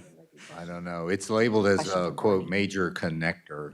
Yeah. It's a formal MDOT label. So my But- question was really adding in that state highway component, right? Which 27 is now number 5 on the state's to-do list. Right. Right? Right. We finally made the top 5, but that's still a long ways away from everything else that's above it. But I think Tom answered the question. Okay. I think loosely it does add another layer. Sure. Yeah. You bet. Yeah. Okay. If we move to page 8, the next two paragraphs there, Roman numeral 3 and 4, are basically further elaboration on who bears the costs of any of what we just talked about, okay? And that if there is a determination that there would be intersection and/or Watersville Road improvements, that Roman numeral 4 states that the petitioner will cooperate with the town in achieving those designs. And so it just foot stomps that you've got to be a partner if we're gonna make the intersection as safe as we can and make Watersville as safe as we can. That's all those, and those are extracted from those other communities that I looked at, Tom. Moving down to B, MDE issued water allocation. I have to admit to you that in sitting in at the council meetings, I think there has been a increasing interest, particularly through one council member, as to how do we manage the MDE allocated water, or to put it differently, MDE allocates an amount of water to every business that is permitted within the town, and and Barney, I'm gonna kind of look to you in this discussion. It certainly can be exceeded, you know? They pay for that because the meter says they use so much, right? You know? But a business can exceed its MDE allocation, correct? I mean, it's just day-to-day use, they can exceed it, right? Or you can sit at the table if you want. Oh, I can do Yeah. that, sure. Why don't you join us? EMC's trying to find you in the studio, you know. Sorry. So the allocation to the property is from the town. The appropriations to the well use is from MDE to the town. Okay, So, but to each property owner would be from the town. okay. So So to cut to the chase on this paragraph, in the interest of time, because we're coming up on 10:30, is it an overreach to start imposing a fine on businesses which exceed their allocation? Because that's what this captures. It's a good question. Because Would it certainly be an interest to the council to debate that because of the recent discussions that I have been hearing? Is it germane to some recent discussions about exceeding our precious water allocations? Sure. Okay. And we haven't had a whole lot of, to our knowledge, things that exceeded, our allocations by far, except recently. And, but doesn't mean that there's not others out there. So, whether you impose it on this property or we go back and look at all the other properties, might need to do that as well. Yeah, this particular paragraph, as succinct as it is, begins a rather interesting journey town-wide for those businesses that get an allocation and then just drink as much as they want from the aquifer or the wells. Do you follow me? Yes. Chairman. Yeah. Because this is a larger issue, maybe that's something that the town council should address in code so that it applies to everyone instead of singling one out. No, I understand that, and so, so that's a fair statement. So this kind of puts the, I'm gonna use an Army term here, it kind of rolls a grenade in the room, okay? Because it is a big thing to now start advocating, we're gonna fine you if you take more water than you're supposed to take, if I can Right. put it in simple terms. No, I agree with you, but I think that if it's going to be something that the town council is going to work to put in the code anyway, I don't know that it Yeah. needs to be in here. Let me turn to Councilmember Kelly. Your thoughts on this being too dangerous, too much of that metaphorical grenade? Well, I think that's a fair statement that, you might be singling out one petitioner, right, one potential property owner, right? Okay. And I think that ultimately, you're an independent body, right? You can certainly put that in there, and I think that the council could strike out any or all sections of this, right? Indeed, right. So I think it's, to be completely fair, I have my own opinion, but it's up to you. I think if you want to put it in there, and it's up to the council to keep it in or not. To reject it or begin working on it or what? Or whatever. revise it, Okay, or all the above, right? okay, all right, That's my initial gut reaction. okay. Commissioners, then, I have one suggestion to strike. How do you feel, given Commissioner Kelly? I'm sorry, Council Members Kelly. Yeah, leave it in and let it be food for thought at the council level. I'm not a fan of it being in where it is. Yeah. You're not? I Okay, just wonder if it's something that needs to be addressed at a higher level. Certainly, it's something, again, APF, or not APF, but yeah, APFO and site plan, like we're digging, it's crossing Okay. into that line. My kind of concern is that you're establishing a fine for one business that doesn't apply to any other businesses. Right. And how are you That could get enforcing that? tricky later on. oh, I totally agree. For them to invoke this for this business, they would have to have a code amendment. Yeah. That would be a legislative action that would have to, they couldn't target this guy. Yeah. But again, this would start the ball rolling. But what I'm hearing is I'm hearing for to take it out. Okay, Better safe all than right, sorry. all right. So we strike the MD water allocation. PFAS concerns. This is rather extensive, and given the fact that we have some assurance there is materials that can be certified as PFAS-free, I have some issues in here with regard to baselining the PFAS levels in the adjacent wells of the county residents. I have some periodic testing being considered as a part of the agreement, and so on and so forth. I even have a paragraph in here, if we find out the nearest well for the town, nearest well to this sports complex has higher levels of PFAS, this paragraph would allow the town now to go in and start soil testing, et cetera, et cetera. Given our previous discussion, do you believe any of this suggested condition is applicable? No, I think we need to strike it. Too overreaching? Yeah, 100%. Steve? Yes. 3? Okay, all right. So we strike the PFAS concerns and considerations. Hours of operation.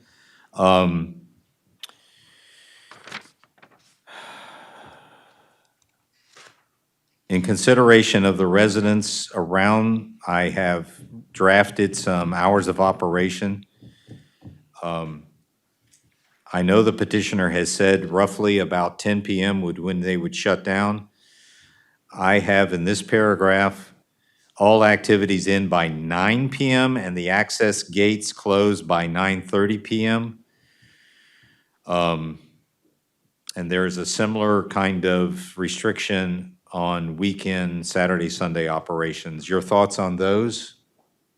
Because presently, we're looking at an operation that goes to 10 PM. Doesn't differentiate for summer hours or non-school hours either. No, it doesn't.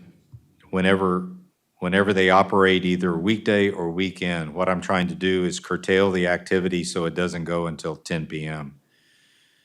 But I am also open to your thoughts. I don't, I mean, if I lived by that, I certainly wouldn't disagree with that. But also, what does the town code say about like noise ordinances and things like that? Again, are you creating more restrictions on this person than other businesses that are also close to residences, like on Main Street and things like that? I mean, So- I'm just throwing that out there. Yeah. So again, these are conditions that can be entertained and rejected outright by the council. Yeah.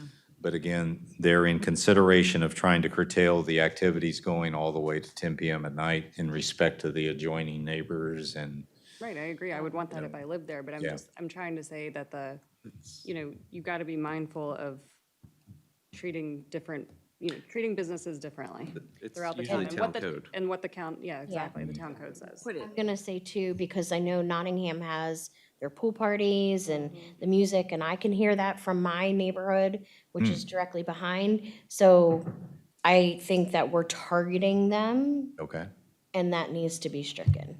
okay. Yeah, I think so too. So I have 4, so that means hours of operation strike. Lighting pollution,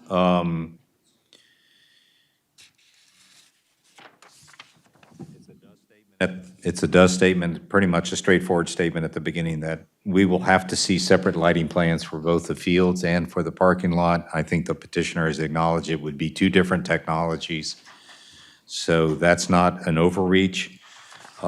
We also impose that they have to meet the standards of Dark Skies Association and the principles of responsible outdoor lighting. We also state in there their photometric plan has to show 0 lumens at the border. We've already gotten agreement on that. It's not an overreach. I do impose a time when the lighting has to be extinguished in being consistent with the previous discussion. Is that sentence on when the lights have to be extinguished amenable to the commissioners, or do you want it struck? What, I think it becomes inconsistent. Okay, so I think what you're saying is the sentence, the fields plan, so forth, extinguished by 9:30. Is that correct? Well, if the fields are open till 10, then you gotta have lighting. Yep, right. Can I Okay, just suggest something real quick, yep, Mr. Chairman? So, you could flex that wording a little bit by saying, make every effort to schedule events so that lights are out by 10, right? So getting in the weeds a little bit though, with their business model, right? I mean, what do you do if the championship game's going into extra innings? You know? True, You know, yeah. what, what do you, I don't know, what do you do if there's an emergency and lights have to be kept on? I don't, so every effort to schedule activities, ... okay. Just a suggestion. Everybody agreement on that? Yeah. Okay, all right, so I'll add that in, after the sentence which ends with the photometric plan going beyond the property borders. We've already discussed the early morning weekend team warm-ups. They said they will never do that, so that's no longer relevant. And so I'll strike for the rest of that Roman numeral I, put in the make every effort to schedule the activities so the lights are extinguished at 10 p.m. And that moves us to page 10, Roman numeral 2. Again, it's just particulars with regard to the parking lot lighting plan and the Dark Skies Association, et cetera. The photometric plan for the parking lot, again, imposing 0 lumens beyond the parking lot, so there's not light spill or pollution toward Nottingham, et cetera, et cetera. I will eliminate the sentence that says the parking lot plan shall, et cetera, be extinguished by 9:30 p.m. all the way to the end of the paragraph to be consistent. Before I move on from that paragraph, any other comments on that? You're good with those strikes or those amendments? Okay, Roman numeral 3, and this is a does statement. All lighting plans shall be designed and constructed in accordance with the town and Carroll County Code. Coordination with all lighting plans with the town engineer. And of course, a does statement or an obvious statement that we'll need to see those lighting plans at least by the concept plan stage, okay? If not earlier, but at least by then. If no other edits on that, I'll move to F, noise mitigation. We touched upon this with the petitioner a moment ago, and he alluded to it being amenable to him, and what I'm describing in this is that we're imposing as a condition in their layout that they construct a 10-foot-high berm on the perimeter of the property that will be natural grass covered, and placed atop it will be native shrubbery, planted no greater than 10 feet apart and has a mature height of that native shrubbery of at least 10 feet. So I'll stop right there. What I'm envisioning is something that if you go to Southern States and Food Lion, when we built that shopping center, we put an earthen berm between that shopping center and Village Oaks. Yeah. Yeah. And so it's exactly that same kind of model. To mitigate the noise from that busy commercial area with the folks that are buying homes, an earthen berm was constructed. It's the same condition imposed here or described here. And again, the signal I got was, it's not an overreach. They're prepared to do something like that. And what that affords us is not only noise mitigation, but to a degree, light pollution also, I believe, okay? But that's a condition that we would want to see, as I state here, we would want to see that berm and shrubbery design in the landscaping plan that would come before this body. Is that fair, guys? Is that reasonable? Okay, all right. G, safety, security. I'm imposing a height on that field perimeter fence of 10 feet. We've done that before, for example, in the commercial enterprise with the memory clinic that's being built now up by Southside Plaza, thank you. We did similar kind of imposition. It had to be so high, and that was to protect and respect the residents in Twin Ridge, right? Bridge. You know who I'm talking about. Duplexes on Ridgeside. The people. Ridgeside, thank you, yeah. It's late. So bless you. So this imposition of a minimal 10-foot high fence is not unusual, is my point. And then I just reiterate that as a condition of this, what they've already told us is they shall have a 24-hour monitor security system with video, et cetera, et cetera.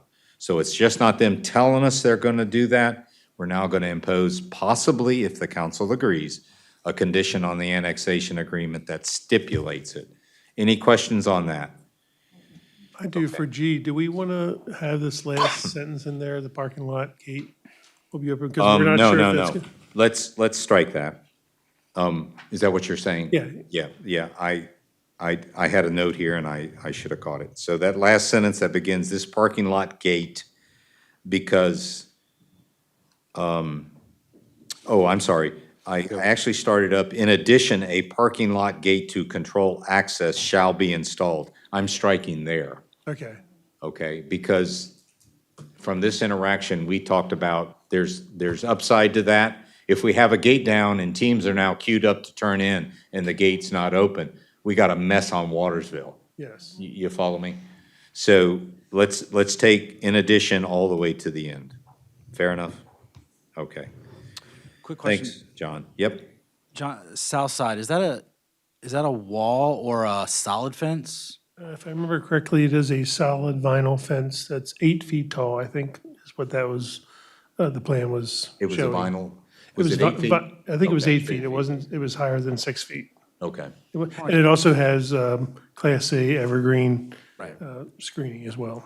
So, Ralph, I just want to clarify, so, because you're not specifying solid or rail or, right, I mean, Yeah. the town, the residents, they might not want a solid fence, they might want something more harmonious, because there's lots of green there, right? So, you're not specifying down to that level, correct? No, I'm not going to the level of, let's call it opaqueness, okay? You understand what I'm saying, right? And I'm not saying, chain link, and I'm not saying a certain material. I'm really focused on the height by which it addresses, and it addresses the concerns Security and of, safety.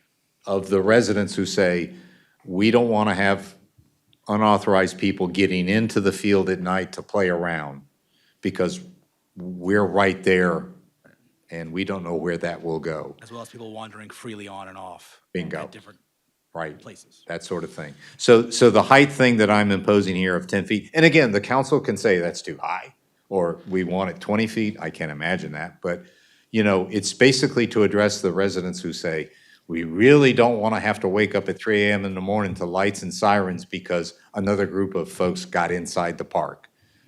It's in consideration of that. Okay. But let me just make sure, no change to that? Okay, gotcha. Okay, we're moving on to the last page, folks. H is field priority with our Maya local leagues. What I'm trying to do here is give some preference to our local teams, because all I've heard is this is really to address our local teams' needs. So I'm drafting a consideration here that in the annexation agreement, that prior to opening this business, they establish a written agreement with the Mount Airy Youth Athletic Association and any other town-affiliated team for a field reservation priority over other non-town teams or leagues. Any heartburn over that? Okay.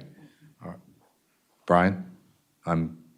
While I appreciate the comments, it might be pigeonholing their business.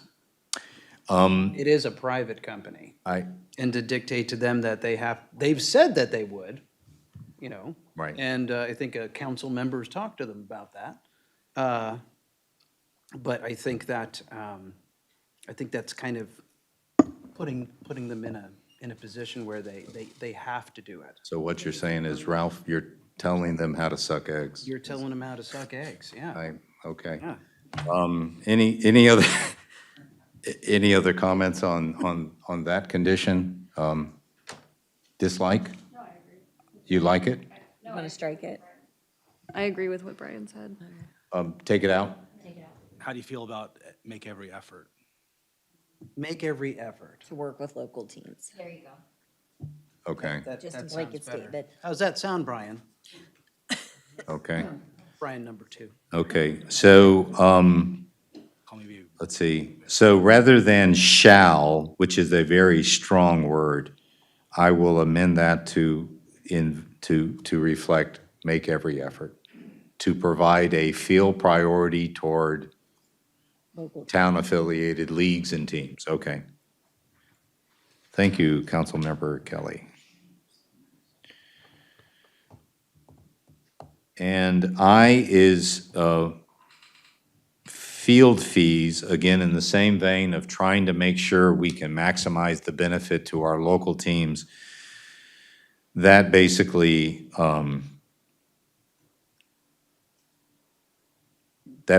says, and Brian, it's probably going to invoke your comment again, but basically what I'm saying is here. No, I'm done. The contract between MAYAA and Elite Baseball is their contract. Okay. I mean, obviously, they've said that they would play along with everybody in the sandbox, but, you know. Okay. So you're saying strike? No, I think it's Oh. a contract between the youth sports Oh, league okay. Okay. and this baseball So, thing. But doesn't that go? See, I thought you were going to go. I thought we both thought. I you were thought gonna he say was the going same the other thing. way. And I was Yeah. going to say I agree with your last sentiment on I, that it's a little bit too specific and restrictive. That they'd have to work something out, obviously. Yeah, so what's the spirit behind that? Let me just get into that. The spirit behind that is that the petitioner and our local folks will know for the full year what their fees are going to be. Now, that may be a normal part of business that they do that. You know, they set an annual and then every year they adjust it. I don't know, but all I'm trying to say is it reasonable to say that as a condition of annexation, for our local leagues, you will give some high confidence to your fees being for the next calendar year, for example, will be this if you want to come and reserve our fields. That's all I'm saying. Be transparent. Yeah, I guess. Is it unnecessary, do you think? I'll step out of it after I say it, because again, the council can strike, include, revise. Right, okay. I don't know. As a free market guy, I think they're going to do whatever's competitive, and so is Mayo. Yeah. No, I respect that. Steve, you're silent over there, and I can see you thinking. Too much, not enough, not necessary? I'd say dial it back a little bit. Dial it back? Okay, as in take away? I don't think it's necessary. Because there's I sense a doubt here, I'm just going to strike. And I will leave it to Maya's negotiation with the ball field as to how they want to set up their fee list or fee prescriptions, that sort of thing. Partnership feedback. This goes in line with what I mentioned before about if we had problems with the adjacent neighbors, would they be amenable to, having a routine interaction with some community-based group that's going to be able to tell them, we have a problem with this, we have a problem with that, and would they entertain that? So this condition basically says, set that up, be a good neighbor. Let there be a voice that you'll be, subscribe to having a voice out there that you will listen to routinely. So that's what this condition is trying to impose. Any questions on that? Any objections to that? I'm happy to leave it in there, and, Okay. Who's going to lead that up? And is the petitioner going to listen to the comments that come from it? Well, again, You could put that's it in there and be like, yeah, we'll see what happens. right. But And, But I guess, yeah, no, those are all valid kind of what ifs. And all I'm saying is here, if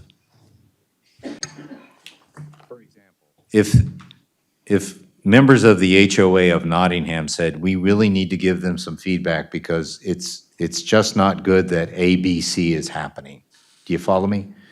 That I'm following you. that group, when they approach the ball field managers, because of this condition, cannot say, take a hike. I have to listen to you, I have to understand your points, and I have to work with you. That's all I'm trying to say. They don't have to do anything. Well, I mean, They can there are say, other- you're on private property, Yeah. and thanks so much for the feedback. There's other ways for the community to give feedback too. I mean, 0 Stars would not recommend. They can go to town council meetings and complain there. They can complain to the property owners, whatever they want to do. I'm not going to deny that. All I'm trying to do is make sure that if such a body were trying to talk to them about things that are a problem with this new activity, they have to engage them. If you see it as unnecessary, I can I strike. see it as something that could stay put inside of what you're saying here. I think that there's a place for that. Okay. That's Okay, it. I'm all just right. saying there's a place. Maybe think about recommending time bounding it, so like this is not a perpetual thing. Yeah, it's not because gonna be after a certain number of years of Yeah, operating, it could I would probably think be these things something would be that worked out, expires. hopefully. So for the first year of operation, would that make you feel better? Check in with the neighborhood and see how it's Yeah, going. I would Steve? say up to the first year. Yeah, I'd give it a year cutoff. Let's give it a year cutoff.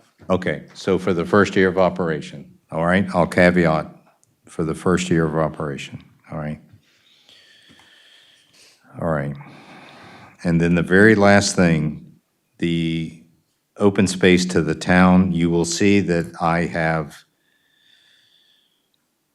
a minimum of 10 acres being deeded to the town to reduce our open space deficit. I believe the petitioner said roughly their layout will give us more than that in the surrounding walking trail. Closer to 12. Are we allowed to do that? Tom? Yeah, there's Okay. case law that says Yeah. that it's not a taking in the context of a development review. It was done at Brittany Manor, for instance, those soccer All right, fields. then yes, I say keep it in. I go further, not only to say a minimum amount that will be deeded to the town, but I also say that the public amenities on that deeded land will be developed by them and will be maintained by them from there on, so that the town doesn't incur the cost of cutting the grass, plowing the snow, et cetera, et cetera. Well, they wouldn't be able to because it's gated. Yeah, it's, again, a private enterprise. Nope, it Yeah. has No. to be deeded to the town. But they maintain So it. so the town would have to be able to have access to the field? No, No, no, this we're is talking the- about, The walking trail? yeah, like the walking trail, right, right. Okay. So when it comes wintertime and the snow falls, it will be the people at the park, the developer at the park, who will now plow the trail, All right. not the town sending out a public works guy. Are you But saying that the I have a 10 question. It says in here that on that deeded land, which shall include the walking trail, playground near the parking lot, pickleball court near the parking lot, and basketball court near, it's saying that those things are going to be deeded as well. Correct. But they're That's- inside the fenced-in area. But that, But they would be inside the fenced-in area. That needs to be striked. so, We can't do that. Yeah, we can't, well, so they stated that the deeded land would include the pickleball court, the They basketball. would have to be outside the fenced-in area. I don't see that necessarily as a requirement. You can have deeded land to the town inside their, privately their owned fenced fence? access. It's public I don't think amenity. But they're not gonna want to fence. Yeah, I would talk to the town, because that sounds, You could, but You're not going to. so if the town's going to own the open space, do you really want somebody else's fence controlling who gets there when, right? If the town's gonna own the open space, the Okay. town's gonna wanna have the ability to say when it's open. So constrain this paragraph to just the walking trail? I don't think we should get that Maybe specific, it's, just, yeah, the public amenities. it would be, it would It be is something, if public this were amenities. approved, it would be something that would be discussed further down the road, just like we just talked about the we Buffalo just talked Road. about that. Yeah, the open space on Buffalo Road, right? So it's like, Yeah. I think it's too premature to start specifying like Yeah. where the open space is and, you know what I mean? Because all of that's TBD. Yeah, Because Yeah. the site plan could change. Correct. I Yeah. would strike it from additionally down.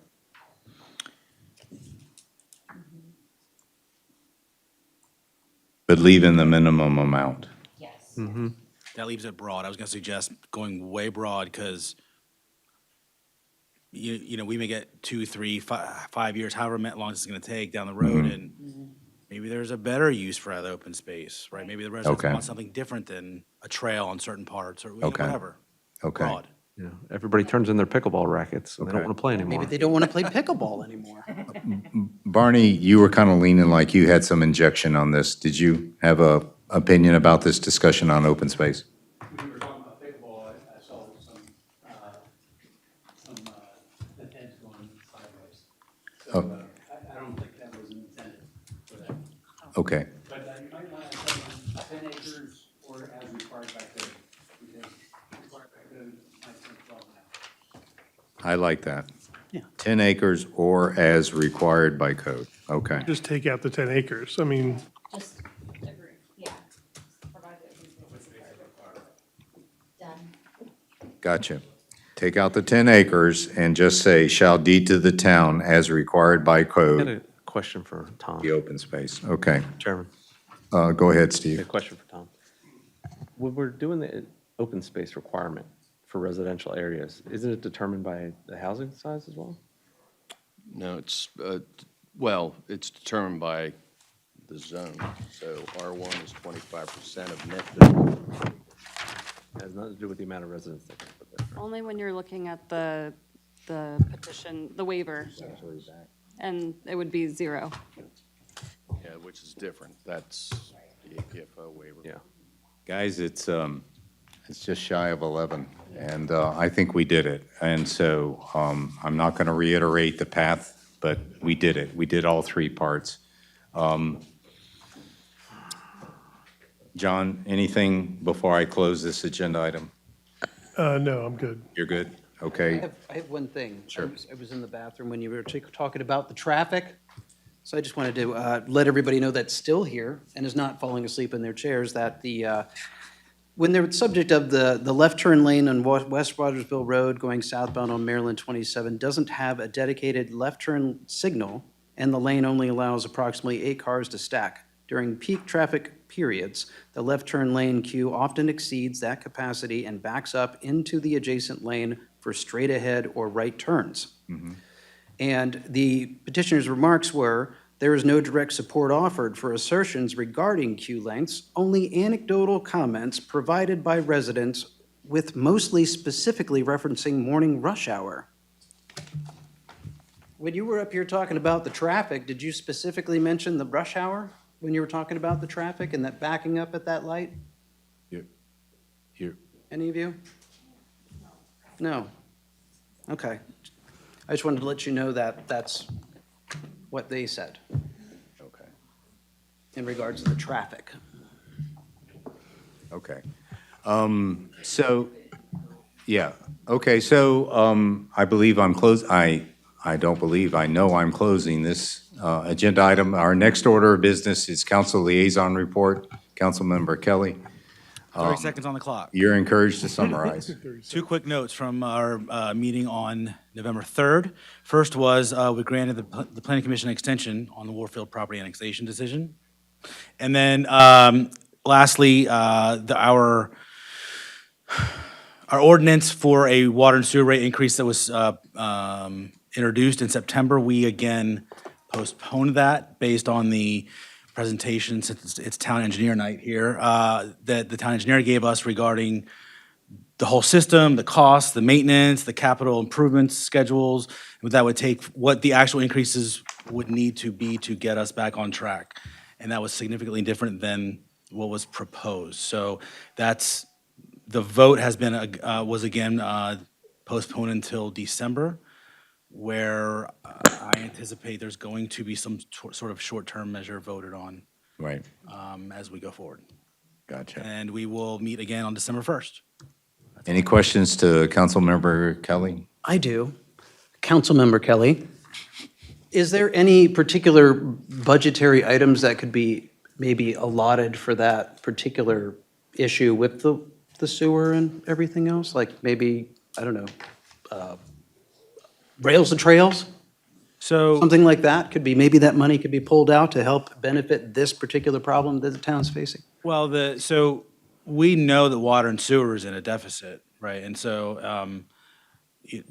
I haven't been a part of a budget process yet. My first one's coming up. But interesting to note that it's known that there's a deficit, and that deficit is budgeted for today. So really, it's a matter of, is there money in buckets that can move it around? Always, probably, right? But I think the decision for the council and the residents now is, do we want that deficit to be specifically budgeted as deficit, or do we want to get right on that side of the ledger, right? But I think to broadly answer your question, I think, of course, there's always money in buckets that can be moved around. And I think there will be an extensive hearing and debate period leading up to any changes. Do you mind if I just add on? Please. Sean's correct. I just wanted to yes. add, because I'm this is sorry. something that, You're hearing you're quiet all night long. yeah, well, listen, I should have it's just been a asked long you. day. No, so it is important to remember that our water and sewer budget is separate from our general fund. Gotcha. Our money that's brought in for things like rails to trails, for the traffic circle, things like that I hear, these are two separate pots of money. Gotcha. We can't move money from general fund to our water and sewer for these capital projects without a lengthy process of doing that. And so we have to remember, the money that we bring in for water and sewer goes towards water and sewer. So those are two separate pots of money. Okay. Question, how much are we short? I'm gonna go back to you on that. Well, that's a kind of a loaded question, because right now we are short about 275,000. Am I correct in that? Just in the operating side, not including capital. And so that's getting exponentially worse, and we are pulling from our reserves at a pretty rapid rate right now. So, and that's to get to probably to the crux of the issue, Brian, which is the reserves that over a decade plus we've been relying on to fund capital improvements, shortfalls in operating expenses. That is getting depleted rapidly, and we're sort of projected to get below a certain point that is acceptable and where the town wants it to be. So I appreciate that, John. I was just going to say, Thank you, maybe we Jared. could minimize the questions so we can get through the rest of the agenda, because we still Yeah. have to do nominations. Yeah. We're losing people, so are you done, Sean? I'm sorry to take. I am done. Okay. Yes. Zoning administrator report. John, any highlights? Nope, except for that's the wrong date on there, so we'll make that correction. Right. Okay. new planning commission meeting in December. Right. Again, the next planning commission meeting will be January 26, 2026. Right. Again, wanted to give a quick update that there will be a police department presentation on December 1 at the town council, a preliminary sort of sketch of what they're doing, a layout. Okay. And then that would be it. And of course, just going on to the elections next. Okay. And again, just to recap, you'll contact Bill for our WRE quorum. Yep. If that's a no-go, then we'll add it to the January agenda, right? Correct. Gotcha. Okay. And the three that will go with Bill are Steve, Martina, and myself, if he does Roger up. Okay. Correct. We have to wait on Commissioner Wallace. Wallace as the alternate. She will, Still a 30-member tonight because Bill's not here. correct, yeah. So we need to respect her and wait for her. But that's the final order of business, correct? I think so. I think so, too. Kim, could you hand this down for Deborah? Save her. Thank you very much. Okay, so our last order of business before we call it an evening.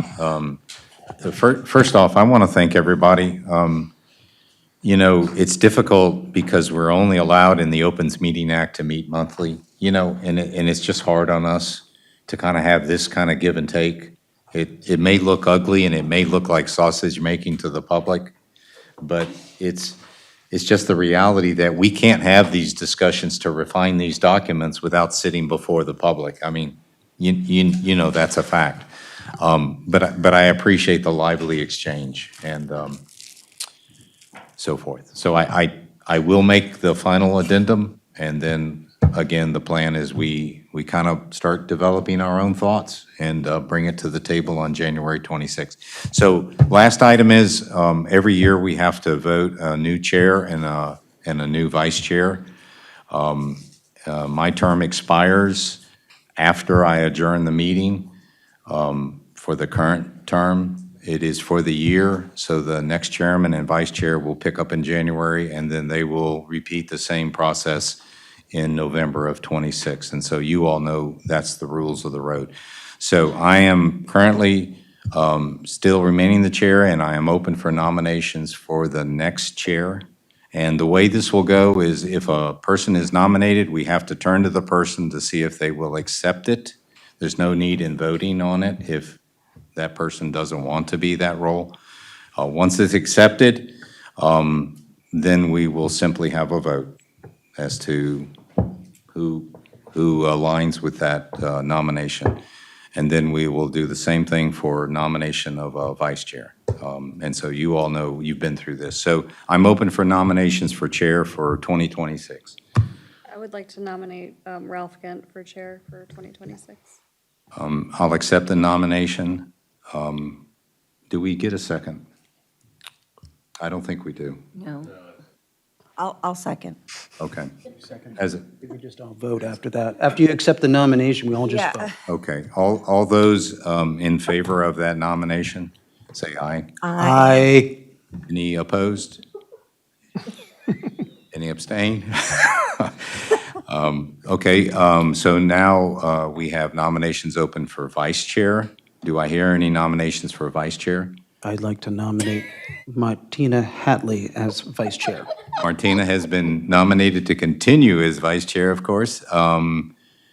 We'll do a second. I second. Was she accepted first? You have to accept. Yep, I'll accept. She accepts, and so I second that nomination. So all those in favor of the vice chair, Martina, for 2026, say aye. Aye. Aye. Any opposed? Any abstain? We've made the decision. The pay is good. All the free mints we can get. Congratulations. Yeah. There is no pay. Yeah. Can you adjourn the meeting? It is 11 p.m. This meeting is adjourned. Thank you.